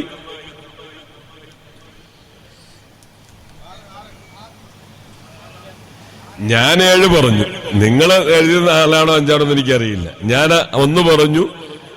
ഏത്? നഖം മുറിക്കുക, അതൊക്കെ പറഞ്ഞു. 1. 2 ഇഹ്റാമിനെ കരുതി കുളിക്കാൻ പറഞ്ഞു. 3 കുളി കഴിഞ്ഞാൽ വസ്ത്രത്തിൽ പുരളാത്ത രൂപത്തിൽ ശരീരത്തിൽ സുഗന്ധം ഉപയോഗിക്കാൻ പറഞ്ഞു. 4ാമത് ഇഹ്റാമിന്റെ വസ്ത്രം ധരിക്കാൻ പറഞ്ഞു. 5ാമത് ഇഹ്റാമിന്റെ 2 റക്അത്ത് സുന്നത്ത് നിസ്കരിക്കാൻ പറഞ്ഞു. 6ാമത് നിയ്യത്ത് ചെയ്താൽ തൽബിയത്തും സ്വലാത്തും അധികരിപ്പിക്കാൻ പറഞ്ഞു. 7ാമത് നടക്കുമ്പോ കാലിൽ ചെരുപ്പ് ധരിക്കാനും ഞാൻ പറഞ്ഞു. നിങ്ങൾ ഇത്ര ശബ്ദത്തിൽ കേട്ടിട്ടും 5, 6, 4 എന്ന് കൈ ഇപ്പോഴും പൊക്കിക്കൊണ്ടിരിക്കുകയാണ്. ഇതാണ് ഞാൻ പറഞ്ഞല്ലോ, എത്രയോ ക്ലാസ്സിന് നമ്മൾ പോകല, പക്ഷെ പിന്നെ നോക്കിയാലും എന്താണ് അതാ പറഞ്ഞത്. ഏത് ക്ലാസ്സിൽ പോയാലും ഞാൻ ഈ അമിതമായ ക്ലാസ്സിന് പോകുന്നതിനോട് എനിക്ക് വലിയ താല്പര്യമൊന്നുമില്ല. എപ്പോഴും ക്ലാസ്, ഞാനിപ്പോ നമ്മുടെ നാട്ടിൽ ക്ലാസ് വെച്ചിട്ടുണ്ട്. രാവിലെ 9 മണിക്ക് തുടങ്ങിയാൽ വൈകുന്നേരം 5 മണിക്ക് അവസാനിക്കുന്ന ഒരു 1 ഡേ പ്രോഗ്രാം മതി. ബാക്കിയുള്ളതൊക്കെ അവിടെ ചെന്ന് പറഞ്ഞു കൊടുക്കലല്ലാതെ ഇവിടെ നിന്ന് കുറെ വിളിച്ച് കുറെ ഘോരമായി പ്രസംഗിച്ചിട്ടൊന്നും കാര്യമില്ല. കാരണം ഈ പ്രായമുള്ളവരുടെ മനസ്സിൽ ഇതൊക്കെ നമ്മളിങ്ങനെ എത്ര പറഞ്ഞാലും 5 മിനിറ്റ് കഴിഞ്ഞാൽ കിട്ടൂല. അപ്പൊ കഴിവതും മക്കൾ കൂട്ടത്തിൽ വന്നവരുണ്ടെങ്കിൽ ഉപ്പാക്കൊന്ന് ഹെൽപ്പായി എഴുതി സഹായിക്കുക. ഈ കാര്യങ്ങളൊക്കെ ആമുഖം പറഞ്ഞു കൊടുക്കുക. പിന്നെ എത്രയോ ഉസ്താദുമാർ ഈ സദസ്സിലുണ്ട്, അവരുടെ നമ്പറൊക്കെ മേടിച്ചിട്ട് മക്കത്തെത്തുമ്പോ കഴിവതും അവരുമായി കോണ്ടാക്ട് ചെയ്ത് തെറ്റില്ലാത്ത രൂപത്തിൽ അമൽ ചെയ്യാൻ വേണ്ടി പരിശ്രമിക്കുക. അള്ളാഹു തൗഫീഖ് തരുമാറാവട്ടെ. അങ്ങനെ ഇഹ്റാം ചെയ്തു കഴിഞ്ഞാൽ പിന്നെ 7 കാര്യങ്ങൾ ഹറാമാണ്, പാടില്ലാത്തതാണ്. അത്ര മതി, വലിയ കൂടുതലൊന്നും എഴുതണ്ട. 7 കാര്യങ്ങൾ ഹറാമാണ്, ചെയ്താൽ കുറ്റകരമാണ്. കുറ്റകരമാണെന്ന് മാത്രമല്ല ഫിദിയ കൊടുക്കേണ്ടി വരികയും ചെയ്യും. ആ 7 കാര്യം കൂടി ഒന്ന് നമ്മൾ നോട്ട് ചെയ്യുക. 1, സാധാരണ രൂപത്തിലുള്ള വസ്ത്രം ധരിക്കൽ പുരുഷന്മാർക്ക് ഹറാമാണ്. സാധാരണ ഇപ്പൊ ധരിച്ച വസ്ത്രം ധരിക്കൽ ഹറാമാ, പറ്റൂല.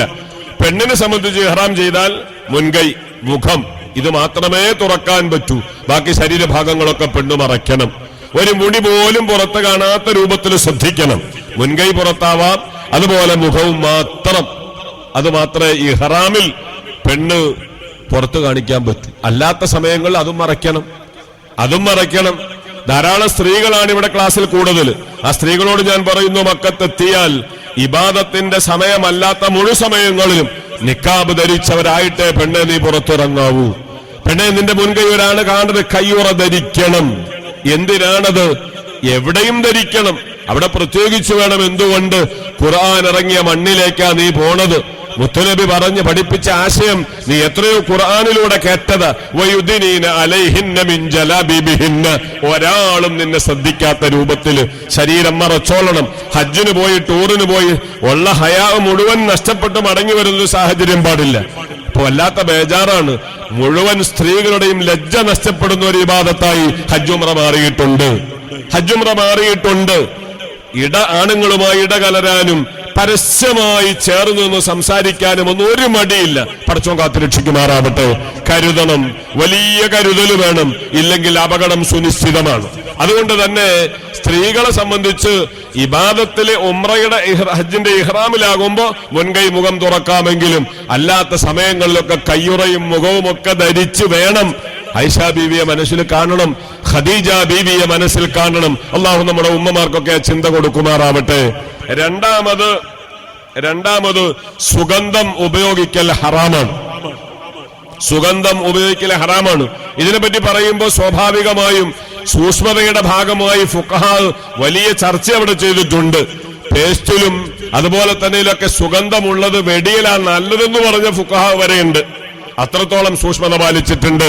ഫിഖഹിന്റെ കിതാബ് നോക്കിയാൽ അതിലേക്ക് ഞാനിപ്പോ പോണില്ല. ഇപ്പൊ പ്രത്യേകിച്ച് ഫ്ലൈറ്റിലൊക്കെ കയറുമ്പോ സ്വാഭാവികമായും ഫ്രഷ്നെസ്സിന് വേണ്ടി ടിഷ്യൂ സുഗന്ധമുള്ളതൊക്കെ കിട്ടുമ്പോ അത് ഫ്രീ കിട്ടുന്നതല്ലേ എന്ന് കരുതിയിട്ട് മെല്ലെ പൊട്ടിച്ച് മുഖത്തും കൈകളിലൊന്നും തൂത്തുപോകരുത്. ഫിദിയ നമുക്ക് നിർബന്ധമായി വരും, ഫിദിയ കൊടുക്കേണ്ടി വരും. എന്താ അവിടെ കസരയില്ലേ? എനിക്ക് കൊടുക്കേണ്ടി വരും. അപ്പൊ സുഗന്ധം ഉപയോഗിക്കൽ ഹറാമാണ്. ഇരിക്കട്ടെ. മൂന്നാമത് തലമുടിയിലും താടി രോമങ്ങളിലും എണ്ണ ഉപയോഗിക്കൽ ഹറാമാണ്.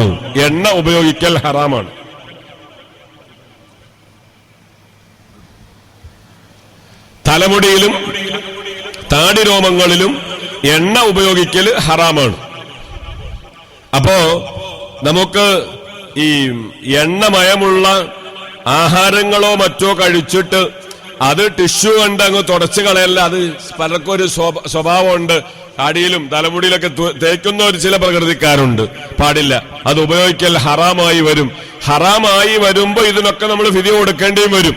അത് ശ്രദ്ധിക്കണം. അപ്പൊ തലമുടിയിലും താടി രോമങ്ങളിലും എണ്ണ ഉപയോഗിക്കൽ ഹറാമാണ്.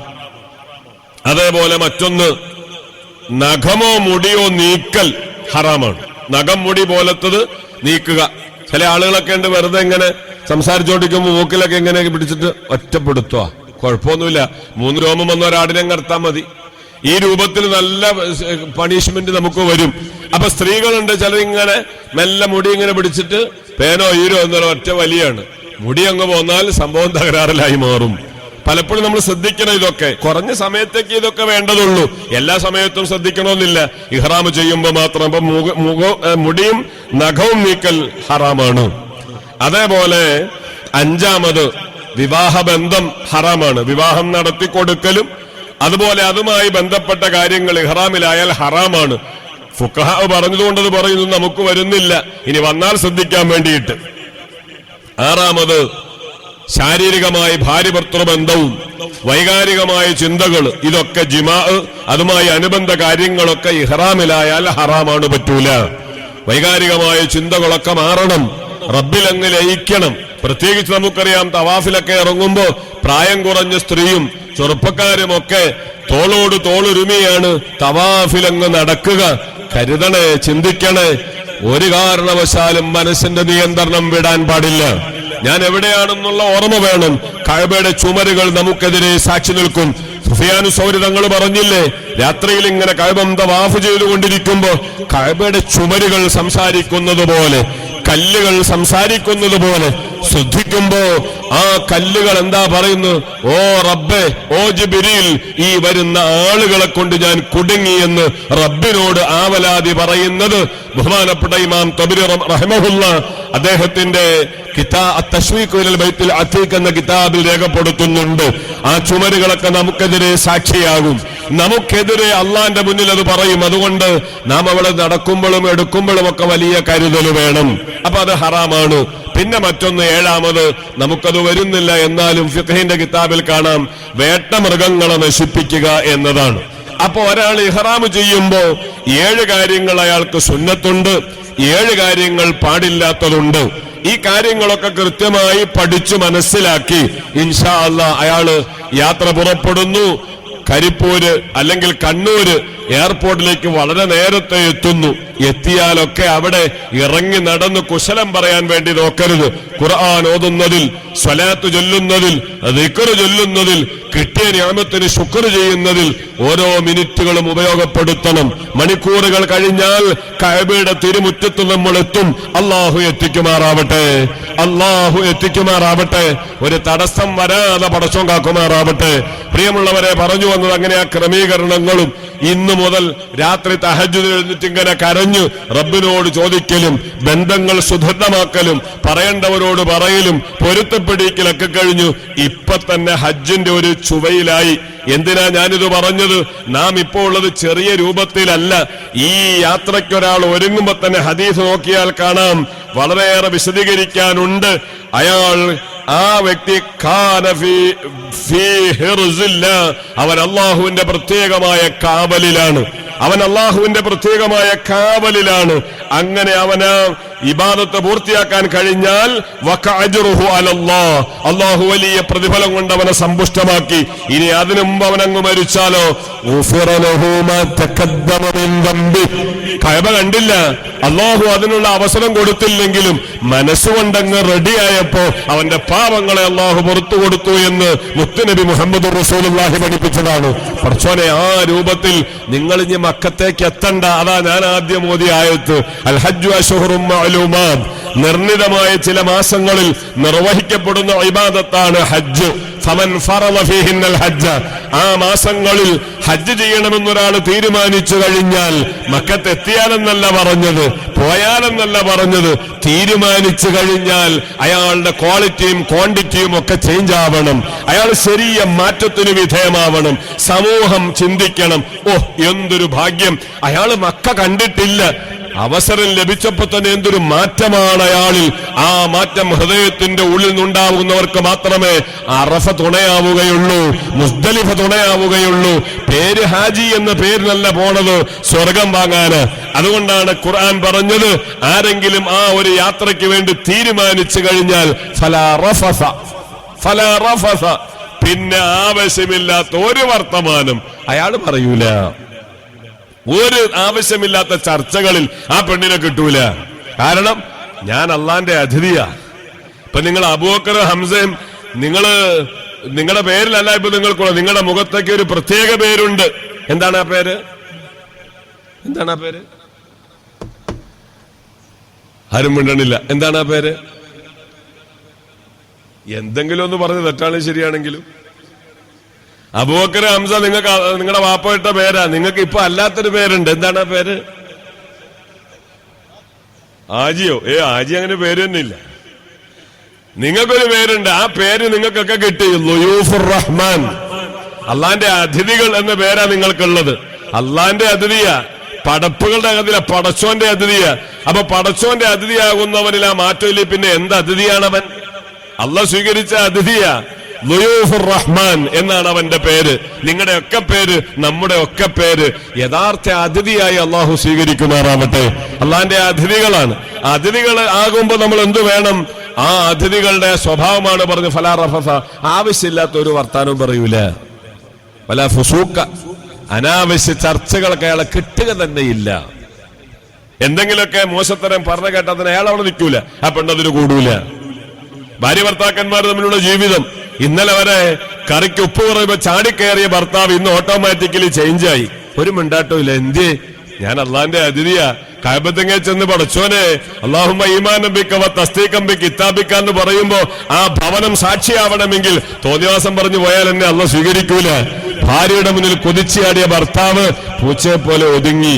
അതാ പെണ്ണിനെ പേടിച്ചിട്ടല്ല, പടച്ചോനെ പേടിച്ചിട്ട്. ഇന്നലെ അവരെ വീട്ടിലേക്ക് കയറി വരുമ്പോ എന്തെങ്കിലും വാങ്ങാൻ മറന്നുപോയി കയറി വന്നാൽ ഭർത്താവിന്റെ മുന്നിൽ കുതിച്ചു ചാടിയ പെണ്ണ് ഒരു ചെറിയ മാൻപേടയെ പോലെ ഒതുങ്ങി.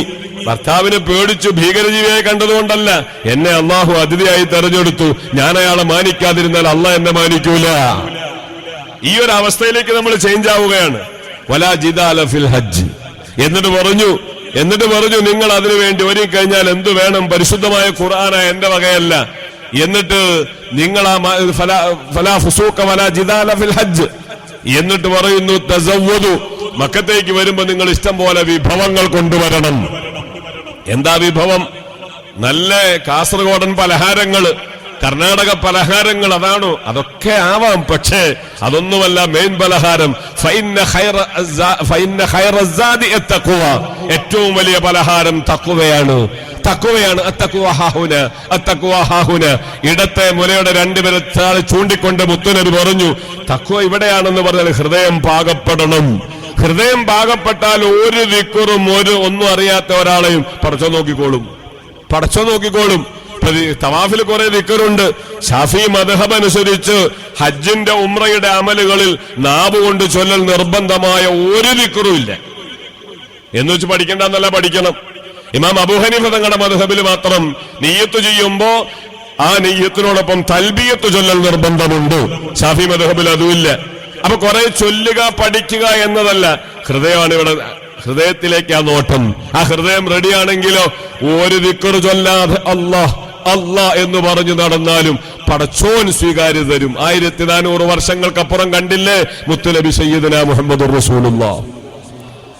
ഇത്ര വലിയ സദസ്സിന്ന് ഇതേ സ്വലാത്തുള്ളൂ മുഹമ്മദുർ റസൂലുള്ളാഹ് സ്വല്ലല്ലാഹു. ഹബീബായ നബി തങ്ങൾ ഇങ്ങനെ കഅബ തവാഫ് ചെയ്യുമ്പോ റസൂലുള്ളാഹിന്റെ കുറച്ചു മുന്നില് കറുത്ത് മുടിയൊക്കെ നീണ്ട് വിയർത്തൊലിച്ച് ഒരു സാധുവായ മനുഷ്യൻ തവാഫ് ചെയ്യുന്നുണ്ട്. അയാൾ എന്താ തവാഫ് ചെയ്യണത്? അല്ലാഹുമ്മ ഇന്ന ഹാദൽ ബൈത ബൈതുക വൽ ഹറമ ഹറമുക. ഒരു ദിക്ർ അയാൾ ചെല്ലണില്ല. യാ കരീം ഔദാര്യവാനായ റബ്ബേ എന്നെ കൈവിടല്ലേ എന്ന് പറഞ്ഞ് ഇങ്ങനെ നടക്കുകയാണ്. റസൂലുള്ള നോക്കുമ്പോ നിരവധി മലക്കുകൾ അദ്ദേഹത്തിന്റെ പിന്നാലെ ആമീൻ ആമീൻ പറഞ്ഞു നടക്കുന്നു. അള്ളാന്റെ റസൂല് കണ്ണുനീരങ്ങ് ഇറ്റു വീണു ഓടി അദ്ദേഹത്തിന്റെ അടുത്ത് കയ്യിൽ കയറി പിടിച്ചപ്പോ അയാൾ റസൂലുള്ളാഹിനെ രൂക്ഷമായി നോക്കി. കാരണം ഈ പിടിച്ചത് നബിയാന്ന് അയാൾക്ക് അറിഞ്ഞുകൂടാ. റസൂലുള്ളാഹിന്റെ മുഖത്തേക്ക് നോക്കുമ്പോ സൗന്ദര്യം കണ്ടിട്ട് ചീത്ത വിളിക്കാൻ ഇയാൾക്ക് തോന്നണില്ല. പക്ഷെ അയാൾ പറഞ്ഞു, ലൗലാ ബഹാ വജ്ഹിക ലറഫഅതുക ഇലാ ഹബീബി. നിങ്ങളുടെ മുഖത്തെ ഈ പ്രസന്നത കണ്ടിട്ട് ഞാൻ ചീത്ത വിളിക്കണില്ല. പക്ഷെ ഒരു കാര്യം, തവാഫ് ചെയ്യുമ്പോ എന്റെ വഴിമുടക്കിയ നിങ്ങളെപ്പറ്റി ഞാൻ ഇപ്പൊ തന്നെ എന്റെ നേതാവാകുന്ന മുഹമ്മദുർ റസൂലുള്ളാഹ് നബി തങ്ങളോട് പോയി കംപ്ലൈന്റ് പറയും. റസൂലുള്ളാഹ് എന്റെ കണ്ണുനീരിന്റെ വേഗത കൂടി. മാർബിടത്തോടെ അയാളെ ചേർത്ത് പിടിച്ചു. സുഹൃത്തെ, നീ കംപ്ലൈന്റ് പറയാൻ പോകുന്ന സാക്ഷാൽ ആ റസൂലുള്ളാഹ് ഞാൻ നിന്നെ പരിഹസിക്കാനും വഴിമുടക്കാനൊന്നും പിടിച്ചതല്ല. ഇത്രയേറെ മലക്കുകൾ നിന്റെ പിന്നാലെ ആമീൻ പറഞ്ഞു നടക്കുമ്പോ സാധുവായ എന്നെ കൂടി ആ ദുആയിലൊന്ന് പെടുത്തണം. അത് പറയാൻ വേണ്ടി കൈപിടിച്ചതാണെന്ന് റസൂലുള്ള പറയുമ്പോ ആ മനുഷ്യൻ പൊട്ടിക്കരയുകയാണ്. അപ്പൊ എന്താ? മനസ്സിന്റെ പവറാണത്, ക്ലിയറാണത്. ആ ക്ലിയറോടുകൂടെ അങ്ങ് ചെന്നാൽ ഒന്നും അറിയില്ലെങ്കിലും പടച്ചോന്റെ മലക്കുകൾ നമ്മളെ ഹെൽപ്പ് ചെയ്യാനുണ്ടാകും. ആ ഗണത്തിൽ അല്ലാഹു നമ്മളെ പെടുത്തുമാറാവട്ടെ. അപ്പൊ ആ രൂപത്തിലാവണം പ്രിയമുള്ളവരെ നമ്മുടെ യാത്ര. ആ രൂപത്തിൽ ഹൃദയം ഇവിടുന്ന് തന്നെ പാകപ്പെടുത്തണം. കണ്ടതിലും കേട്ടതിലുമൊക്കെ സംസാരിച്ചവർ നിയന്ത്രണം വേണം. സ്ത്രീകൾ കൃത്യമായി നിയന്ത്രണം പാലിക്കണം. ഈ നിയന്ത്രണങ്ങളൊക്കെ പാലിച്ചുകൊണ്ട് ഇൻഷാ അല്ലാഹ് നമ്മുടെ അറിയിപ്പ് ലഭിച്ചു കഴിഞ്ഞാൽ, ഏത് ദിവസമാണോ പുറപ്പെടാൻ വേണ്ടി നമുക്ക് അറിയിപ്പ് കിട്ടിക്കഴിഞ്ഞാൽ വീട്ടിൽ നിന്ന് സാധാ കുളി കഴിഞ്ഞിട്ട് പ്രൈവറ്റ് ഗ്രൂപ്പിലെ ഹാജിമാർ ഇഹ്റാമിന്റെ സുന്നത്തായ കുളിയും നിർവഹിച്ചിട്ട് പുറപ്പെടാൻ ഒരുങ്ങുന്നതിന് മുമ്പ് 2 റക്അത്ത് സുന്നത്ത് നിസ്കരിക്കണം. 2 റക്അത്ത് സുന്നത്ത് നിസ്കരിക്കണം. ആ സുന്നത്ത് ഏതാണ്? യാത്രയുടെ 2 റക്അത്ത് സുന്നത്ത് നിസ്കാരമാണ്. അവിടെ ഉസ്താദുമാർക്കൊക്കെ കിട്ടും. പക്ഷെ ആ സുന്നത്ത് നിസ്കാരത്തില് പലപ്പോഴും പരിചയമില്ലാത്ത രൂപത്തിൽ ഒരു രൂപം നമ്മൾ സ്വീകരിക്കുകയാണ്. 1-ാമത്തെ റക്അത്തില് ഫാത്തിഹ സൂറത്ത് ഓതിക്കഴിഞ്ഞാൽ 3 സൂറത്ത് ഓതണം. അല്ല, നിങ്ങൾ നോട്ട് ചെയ്യാൻ വേണ്ടി സാധാരണക്കാരോട് ഞാൻ പറയണത് 3 സൂറത്ത് ഓതണം. ഏതാണ് ആ സൂറത്ത്? 3 1-ാമത്തെ റക്അത്തിൽ ഫാത്തിഹ സൂറത്ത് കഴിഞ്ഞാൽ സൂറത്ത് ഖുറൈശ്, ലഇലാഫി ഖുറൈശ് എന്ന സൂറത്താണ്.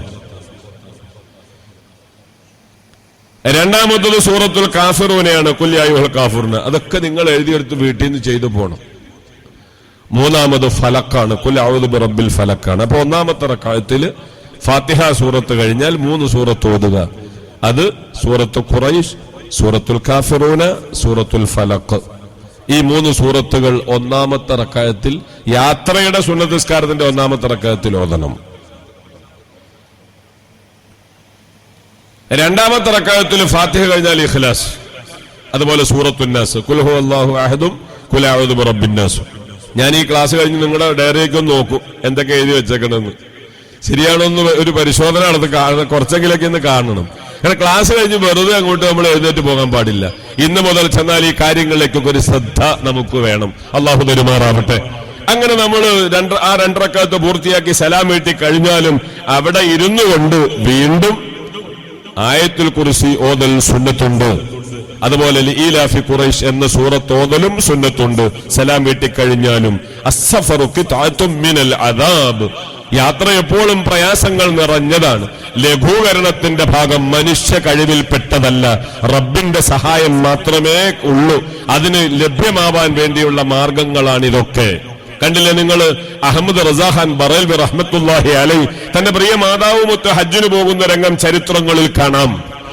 അന്ന് കപ്പലില്ല യാത്ര. കപ്പൽ നടുക്കടലിലെത്തി, നല്ല കാറ്റും കോളും, ശക്തമായ തിരമാല ആടി ഉലയുകയാണ്. ആളുകൾ ആർത്തട്ടഹസിച്ച് കരയുന്നു, പലരും ബോധം കെട്ട് വീഴുന്നു. പക്ഷെ മഹാനവറുകൾക്കൊരു കുലുക്കവുമില്ല. എല്ലാം കഴിഞ്ഞു, കടൽ ശാന്തമായി. പ്രിയ മാതാവ് ചെന്ന് ചോദിച്ചു, മോനെ, എല്ലാവരും വാവിട്ട് അലറി വിളച്ച് കരഞ്ഞു ബോധം കെട്ടപ്പോ നിനക്ക് മാത്രം ഒരു ഭാവവ്യത്യാസം കണ്ടില്ലല്ലോ. ഉമ്മച്ചി, ഞാൻ എന്തിനാ പ്രയാസപ്പെടുന്നത്?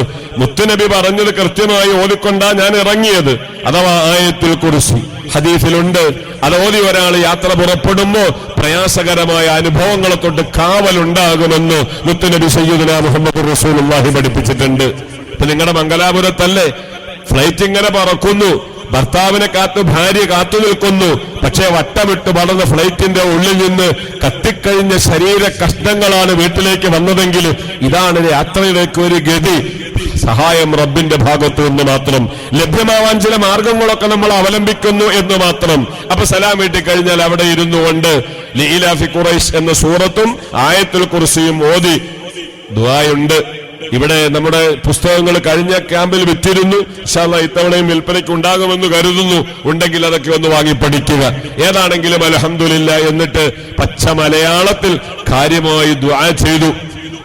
ആ ദുആ കഴിഞ്ഞ് എഴുന്നേറ്റ് സ്പീഡിൽ അങ്ങോട്ട് ഓടുകയല്ല, നിസ്കാരപ്പായിൽ നിന്ന് വലത് കാൽ മുന്നോട്ട് വെച്ച് അല്ലാഹുമ്മ ഇലൈക തവജ്ജഹതു വബിക തസംതു അല്ലാഹുമ്മ ഖ്ഫിനി ബിമാ ഹമ്മനി വമാ ലം അഹ്തം ബിഹി അല്ലാഹുമ്മ സബ്ബിനി തഖ്വ വഗ്ഫിർ ലി ദംബി എന്ന ദുആ കൃത്യമായി നിർവഹിക്കുക. അത് നിർവഹിച്ചു ഇൻഷാ അല്ലാഹ് നേരെ മുന്നോട്ട് വരുമ്പോ നമ്മുടെ ലഗേജുകൾ എപ്പോഴും നമ്മൾ ശ്രദ്ധിക്കേണ്ടത് നിങ്ങൾക്കുള്ള ID പ്രൂഫുകളൊക്കെ കൃത്യമായി നിങ്ങൾ പ്രദർശിപ്പിച്ചുകൊണ്ടുള്ള യാത്രയാവണം. വലിയ ബാഗിലാവണം ദ്രാവക രൂപത്തിലുള്ള വസ്തുക്കൾ, എണ്ണയാവട്ടെ അച്ചാറാവട്ടെ വയ്ക്കേണ്ടത്. ചെറിയ ഹാൻഡ് ബാഗിൽ ഇതൊന്നും ആവരുത്. യാത്രാപരമായ രേഖകൾ മാത്രം. ഓതുന്ന മുസ്ഹഫ് ഒരു വേള പറ്റും, തസ്ബീഹമാല പറ്റും. ബാക്കി ബ്ലേഡ് ആണെങ്കിലും കത്രികയാണെങ്കിലും നൈൽ കട്ടർ ആണെങ്കിലും ഒക്കെ വേണ്ടത് വലിയ ബാഗിലാണ്. ചെറിയ ബാഗിൽ ഇതൊന്നും വെക്കരുത്. അങ്ങനെ ലഗേജൊക്കെ ഭദ്രമാക്കി അൽഹംദുലില്ലാഹ് വീട്ടിൽ നിന്ന് നമ്മൾ ഇനി ഈ സ്ഥാപന മുറ്റത്ത് നിന്ന് എയർപോർട്ടിലേക്ക് എല്ലാവരും ഇറങ്ങി മക്കത്തേക്ക് പോവുകയാണ്. റെഡിയല്ലേ? ആവേശം കാണണില്ല. ഇപ്പൊ ഇനി മുഹിമ്മാത്തിന്റെ മുറ്റത്ത് നമ്മുടെ കരിവള്ളൂരിനെ പോലുള്ള ആളുകളുടെ സമക്ഷത്തിലുള്ള യാത്ര വിട്ടു. ഇനി നിങ്ങൾ മനസ്സുകൊണ്ട് എന്റെ കൂട്ടത്തിൽ മക്കത്തേക്ക് യാത്ര ചെയ്യുകയാണ്. എല്ലാവരും അവനവന്റെ വീടിന്റെ ഭൂമുഖത്ത് നിന്ന് നേരെ മുറ്റത്തേക്ക് ഇറങ്ങാനുള്ള ഒരുക്കത്തിലാണ്. അല്ലാ, ഡേറ്റിൽ അങ്ങനെ ഇറങ്ങാൻ ഞങ്ങൾക്ക് നീ തൗഫീക്ക് നൽകണേ അല്ലാ. ഒരാളെ പോലും എണ്ണം കുറയ്ക്കല്ലേ അല്ലാ. രോഗിയായി കിടപ്പിലാക്കല്ലേ അല്ലാ. പോകാനുള്ള തൗഫീക്ക് എല്ലാവർക്കും നീ നൽകണേ അല്ലാ. അങ്ങനെ നമ്മളെല്ലാവരും അങ്ങനെ റെഡിയായി അൽഹംദുലില്ലാഹ് ഇനി പുറപ്പെടാൻ വേണ്ടി പോവാണ്. ഞാൻ അതിന്റെ ഇടയ്ക്ക് കുറെ കാര്യം വിട്ടിട്ടുണ്ട്, കാരണം എല്ലാം കൂടി പറയാൻ പറ്റൂല. വളരെ പറഞ്ഞ് ഇൻഷാ അല്ലാഹ് ഹജ്ജിന്റെ കുറച്ച് അമൽ കൂടി പറയണം, എന്നിട്ട് വേണം നമുക്ക് അവസാനിപ്പിക്കാൻ ഇൻഷാ അല്ലാഹ്. അങ്ങനെ നമ്മൾ വീടിന്റെ ഭൂമുഖത്ത് നിന്ന് നമ്മൾ മുറ്റത്തേക്ക് ഇനി ഇറങ്ങാൻ പോവാണ്. റെഡിയല്ലേ? ഒന്ന് ശബ്ദത്തിലായിക്കോട്ടെ. റെഡിയല്ലേ? അൽഹംദുലില്ലാഹ്. നമ്മൾ ഏത് കാല് വെച്ചാണ് ഇനി ഇറങ്ങുക? അതിലും തറക്കുക, രണ്ടല്ലേ, ചാടാൻ പറ്റൂലല്ലോ. ഇടത് കാല് വെച്ചാൽ നമ്മൾ ഇറങ്ങുക അല്ലേ? ഇടത് കാല് വെച്ചാണ് ഇറങ്ങുക. അപ്പൊ പിന്നെ അവിടെ ഒരു കണ്ട വലത് കാലിലല്ലോ ആദ്യം ചെരുപ്പ് ധരിക്കൽ സുന്നത്തുള്ളത് എന്നായി. വലത് കാലിലാണല്ലോ ആദ്യം ചെരുപ്പ് ധരിക്കേണ്ടത്. ഇടതുകാലം വെച്ചാണല്ലോ ഇറങ്ങുകയും ചെയ്യേണ്ടത്. അപ്പൊ നമ്മള് ഇടതുകാലം വെച്ചിട്ട് ഇറങ്ങുകയാണ്, വീട്ടിൽ നിന്ന് ഇറങ്ങാൻ പോവാണ്. അപ്പൊ ഇറങ്ങുമ്പോ നമ്മള് ഇടതുകാലം നമ്മൾ എന്ത് ചെയ്യാ, ചെരുപ്പിന്റെ പുറത്ത് ഇങ്ങനെ എടുത്തു വെക്കുക. ബിസ്മില്ല. കണ്ടോ എല്ലാരും? കണ്ടോ? ഇടതുകാല് ചെരുപ്പിന്റെ മുകളിൽ എടുത്തു വെച്ചു. വലതുകാല് ചെരുപ്പിനുള്ളിൽ ഇടുകയും ചെയ്യാം. എന്നാലോ ഇടതുകാല് വെച്ചിറങ്ങിയ സുന്നത്തും കിട്ടി, വലതുകാലിൽ ആദ്യം ചെരുപ്പ് ധരിച്ച് സുന്നത്തും കിട്ടി. എന്ത് പറഞ്ഞിട്ടാ ഇറങ്ങണത്? ഇത്ര നിബിഡമായൊരു സദസ് ഇങ്ങനെ പ്രതികരിക്കാത്ത എന്ത് പറഞ്ഞിട്ട് ഇറങ്ങേണ്ടത്? ബിസ്മില്ലാഹി തവക്കൽതു അലല്ലാഹ് ലാ ഹൗല വലാ ഖുവത ഇല്ലാ ബില്ലാ പറഞ്ഞ് നേരെ മുറ്റത്ത് അവിടെ ഇറങ്ങി നിന്നു. നേരെ വാഹനം കണ്ട് ഓടി അങ്ങ് പോയി കയറിയില്ല, ഇറങ്ങി അവിടെ നിന്നു. നിന്നതിന് ശേഷം ആ നൃത്തത്തിൽ നിന്നുകൊണ്ട് 5 സൂറത്ത് ഓതണം. ആ മുറ്റത്ത് നിന്നുകൊണ്ട് 5 സൂറത്ത് ഓതുക. ഞാനിപ്പോ നിങ്ങളിലേക്ക് അങ്ങോട്ട് ഇറങ്ങി വരും, ഞാൻ നോക്കു വന്നിട്ട് നിങ്ങൾ വെറുതെ ഇരിക്കണമെന്ന്. 5 സൂറത്ത് ഓതണം. 5 സൂറത്തേത് ഒന്ന് സൂറത്തുൽ കാഫിറൂനെയാണ്. സൂറത്തുൽ കാഫിറൂനെയാണ് ഒന്ന് ഓതേണ്ടത്. രണ്ടാമത് സൂറത്തുൽ നസ്റാണ്, ഇദാ ജാഅ നസ്റുല്ലാഹ്, ആ സൂറത്താണ്.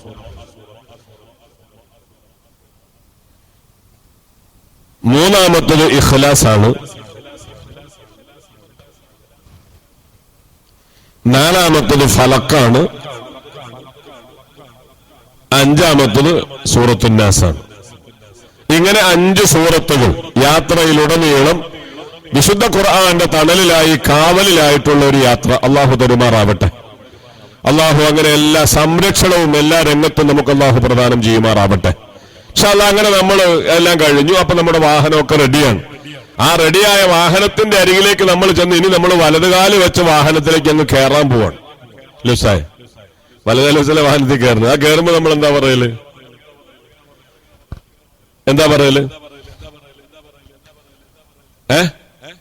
നിങ്ങളിപ്പോ രാവിലെ വാഹനത്തിലെ കൊണ്ട് വന്നത് ബിസ്മില്ലാഹി മജ്റഹാ വ മുർസാഹാ ഇന്ന റബ്ബി ലഗഫൂറുർ റഹീം എന്ന ആയത്ത് ഓതിക്കൊണ്ടാണ് കയറുന്നത്.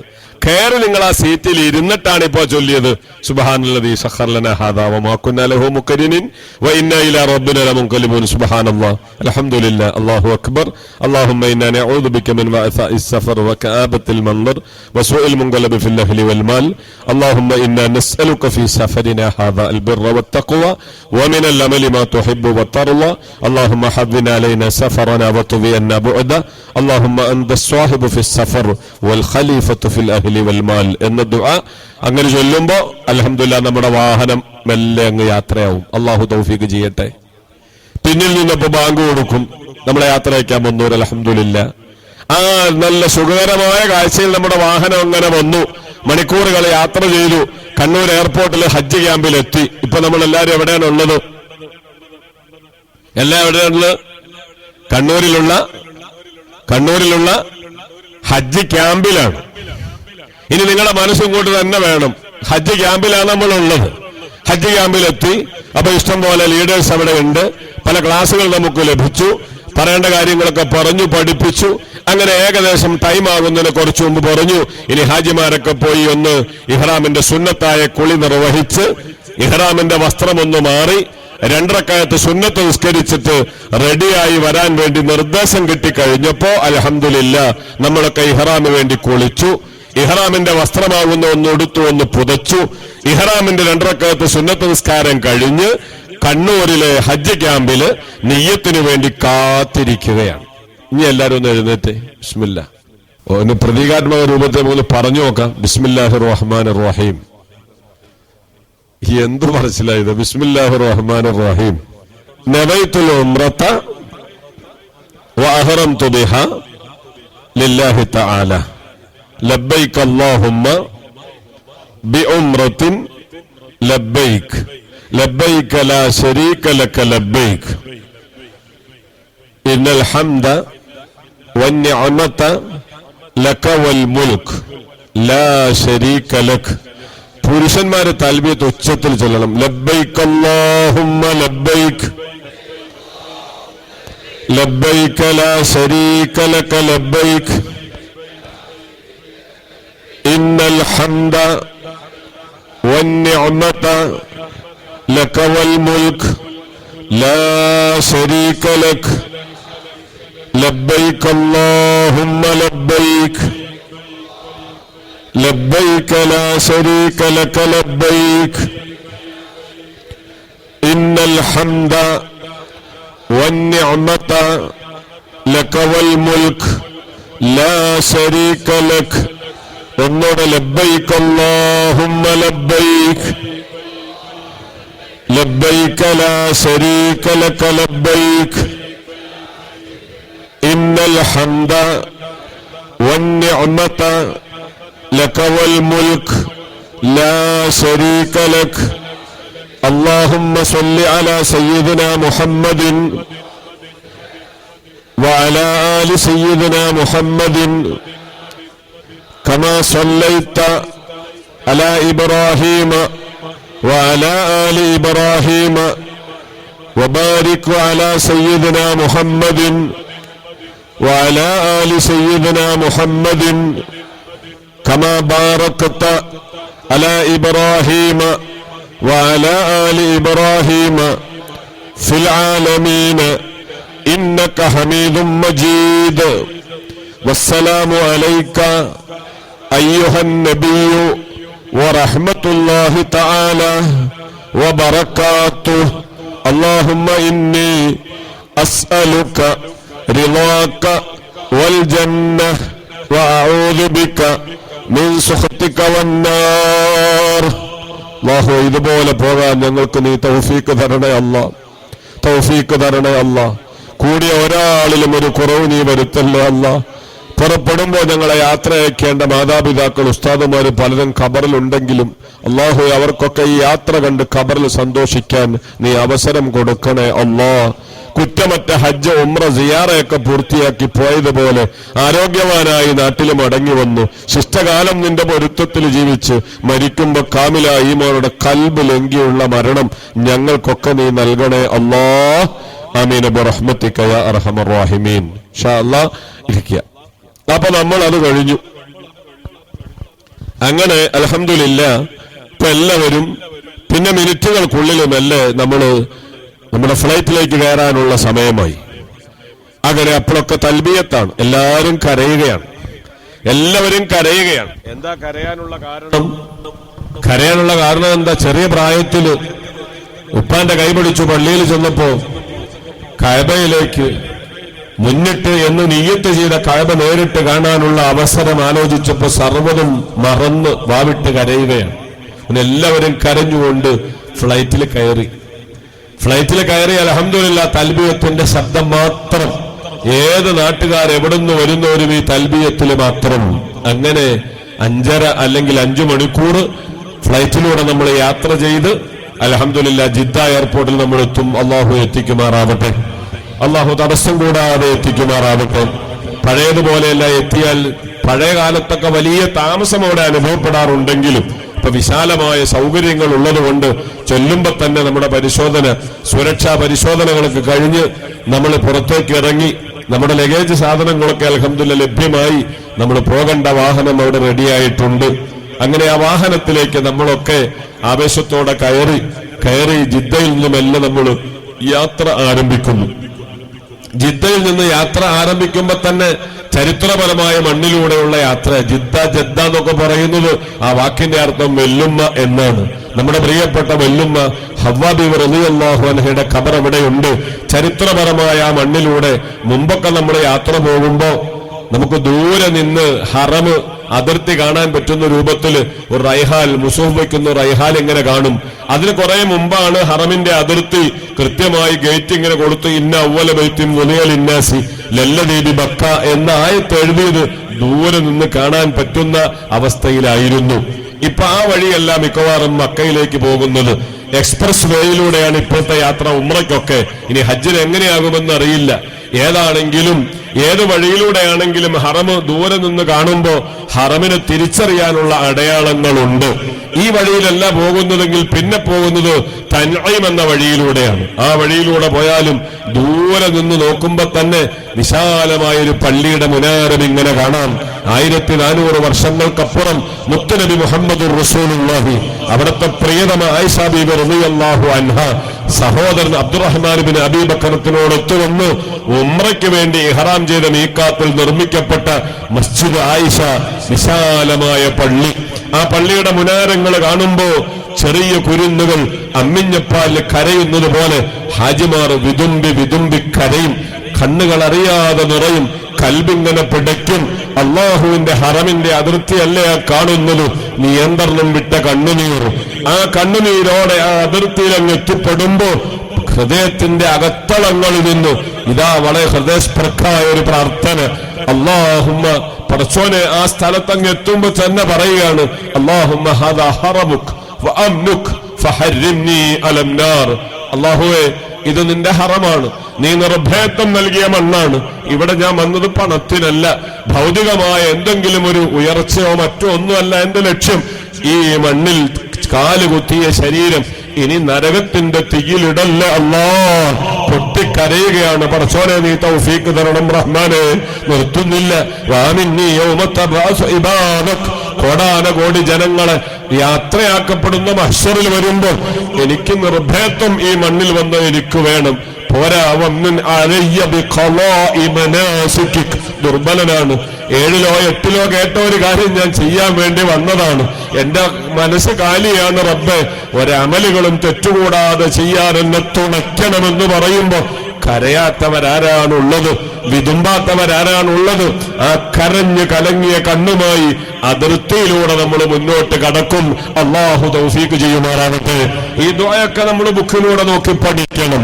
ഒന്നും വേണ്ട എന്ന് കരുതി ഒഴിവാക്കാനല്ല വേണ്ടത്. ഇനിയുള്ള ദിവസങ്ങൾ പഠനത്തിനാവണം. കുട്ടികളെ കൊണ്ട് വായിപ്പിക്കണം. കുറഞ്ഞതൊക്കെ നോട്ട് ചെയ്യണം. അതൊരു പോക്കറ്റ് ഡയറി പോലെ കയ്യിൽ എപ്പോഴും വേണം. വിശാലമായ പുസ്തകം തുറന്നു വായിക്കുക പ്രായോഗികമല്ല. എപ്പോഴും കിതാബ് എടുത്ത് നോക്കുക പ്രായോഗികമല്ല. കുറ്റമറ്റ രൂപത്തിൽ അമലുകൾ ചെയ്യാൻ പര്യാപ്തമായതൊക്കെ ഒന്ന് നോട്ട് ചെയ്തു അതെപ്പോഴും നമ്മുടെ പോക്കറ്റിൽ ഒരു ഡയറി പോലെ വേണം. അള്ളാഹു എല്ലാം ഓർമ്മയോടെ ചെയ്യാനുള്ള ഭാഗ്യം തരുമാറാവട്ടെ. അങ്ങനെ അത് കഴിഞ്ഞൊരു 10-20 മിനിറ്റ് അങ്ങ് കഴിയുമ്പോ നമ്മുടെ വാഹനങ്ങൾ നാം താമസിക്കുന്ന ബിൽഡിങ്ങിന്റെ അടിയിലെത്തും. അള്ളാഹു എത്തിക്കുമാറാവട്ടെ. അള്ളാഹു എത്തിക്കുമാറാവട്ടെ. ഇപ്പൊ നമ്മളൊക്കെ എവിടെയാണ് യഥാർത്ഥത്തിൽ എത്തിയത്? മുഹിമാത്തിന്ന് വിട്ടില്ലേ? പടച്ചോനെ വിട്ടില്ലേ? മുഹിമാത്തിന്റെ മുറ്റൊന്ന് വിട്ടില്ലേ? മിണ്ടണില്ല. വിട്ടോ? ഹൃദയം കൊണ്ട് വിട്ടു. ഇനി പിന്നെ നിങ്ങളുടെ പരിപാടി ശരിയാവൂല. ഹൃദയം കൊണ്ട്, ബോഡി കൊണ്ട് വിട്ടില്ലെങ്കിലും ആത്മാവ് കൊണ്ട് ഇപ്പൊ എല്ലാരും എവിടെ എത്തി? മക്ക ഹറമിന്റെ മുറ്റത്ത് താമസിക്കുന്ന ബിൽഡിങ്ങിന്റെ അടിവാരത്തെത്തി. എത്തിയില്ലേ?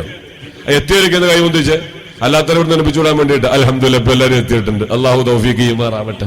കാണുമ്പോ അറിയാലോ. ഇപ്പൊ നമ്മൾ മനസ്സുകൊണ്ടെത്തി. അങ്ങനെ ഒരു യാത്രയുണ്ട്, മനസ്സുകൊണ്ടൊരു യാത്രയുണ്ട്. ആ യാത്രയിലാണ് ഇപ്പോൾ ഉള്ളത്. ഇപ്പൊ എല്ലാവരും മക്ക ഹറമിൽ അവനവൻ താമസിക്കുന്ന ബിൽഡിങ്ങിന്റെ അടിയിലെത്തി. ലഗേജുകളൊക്കെ കയറ്റി വെച്ചു. അൽഹംദുലില്ലാഹ് ഒരു ക്ഷീണവും ഇല്ല. വല്ല ക്ഷീണമുണ്ടോ? സാധാരണഗതിയിൽ നമ്മൾ ഇവിടുന്ന് മുഹിമാത്തിന്ന് കാസർഗോഡ് വരെ പോയി വന്നാൽ വരുമ്പോ തന്നെ നടുവേദന, ഉരവേദന, വല്ലാത്ത ടെൻഷനാ. ഇപ്പൊ ആർക്കും ഒരു പ്രയാസവും ഇല്ല. എല്ലാരും നല്ല ഉന്മേഷവാന്മാരാണ്. എന്തുകൊണ്ട്? മനസ്സ് നിറയെ കഴുതയാ. ഇനി അതൊന്ന് കണ്ടാ മതി, തവാഫ് ചെയ്താ മതി. ഈ ആഗ്രഹം മനസ്സിലങ്ങ് കയറിയപ്പോ എത്ര പ്രായമുള്ളവരും അൽഹംദുലില്ലാഹ് ക്ഷീണമില്ലാത്ത മാനസിക ഉന്മേഷത്തിലാണുള്ളത്. ഈ ഉന്മേഷം അല്ലാഹു നിലനിർത്തി തരുമാറാവട്ടെ. എല്ലാവർക്കും നല്ല ആവേശത്തിലാണ്, നല്ല ആവേശം. അൽഹംദുലില്ലാഹ്.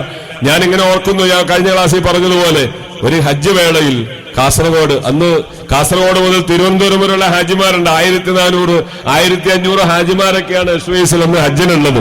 ഏറ്റവും വലിയ പ്രൈവറ്റ് ഗ്രൂപ്പ് കേരളത്തിൽ പോകാൻ തുടങ്ങിയത് SVS ആണ്. അതിനൊക്കെ നേതൃത്വം കൊടുത്ത അവേലത്തങ്ങൾ ഉപ്പാപ്പ ഉൾപ്പെടെയുള്ള പലരും മൺമറഞ്ഞു. ദർജകൾ അല്ലാഹു ഉയർത്തി കൊടുക്കുമാറാവട്ടെ.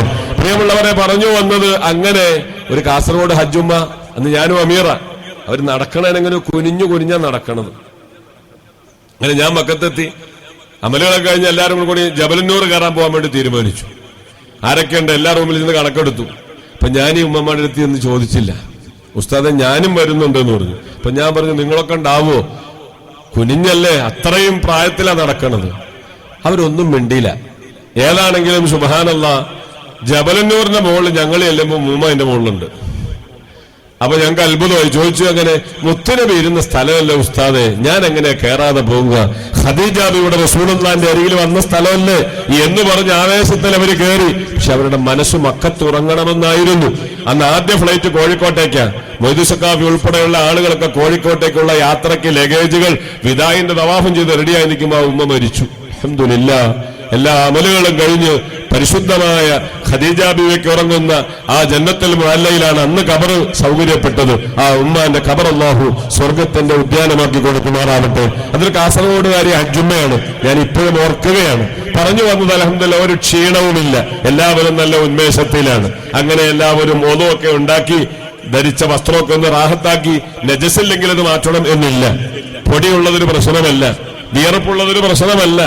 എല്ലാവരും ആ വസ്ത്രത്തിൽ തന്നെയാണ് പോകുന്നതും ചെയ്യേണ്ടതൊക്കെ തന്നെ. അറഫയുടെ പ്രത്യേകത ഇൻഷാ അല്ലാഹ് പറയുമ്പോൾ ഞാൻ അത് പറയുന്നുണ്ട്.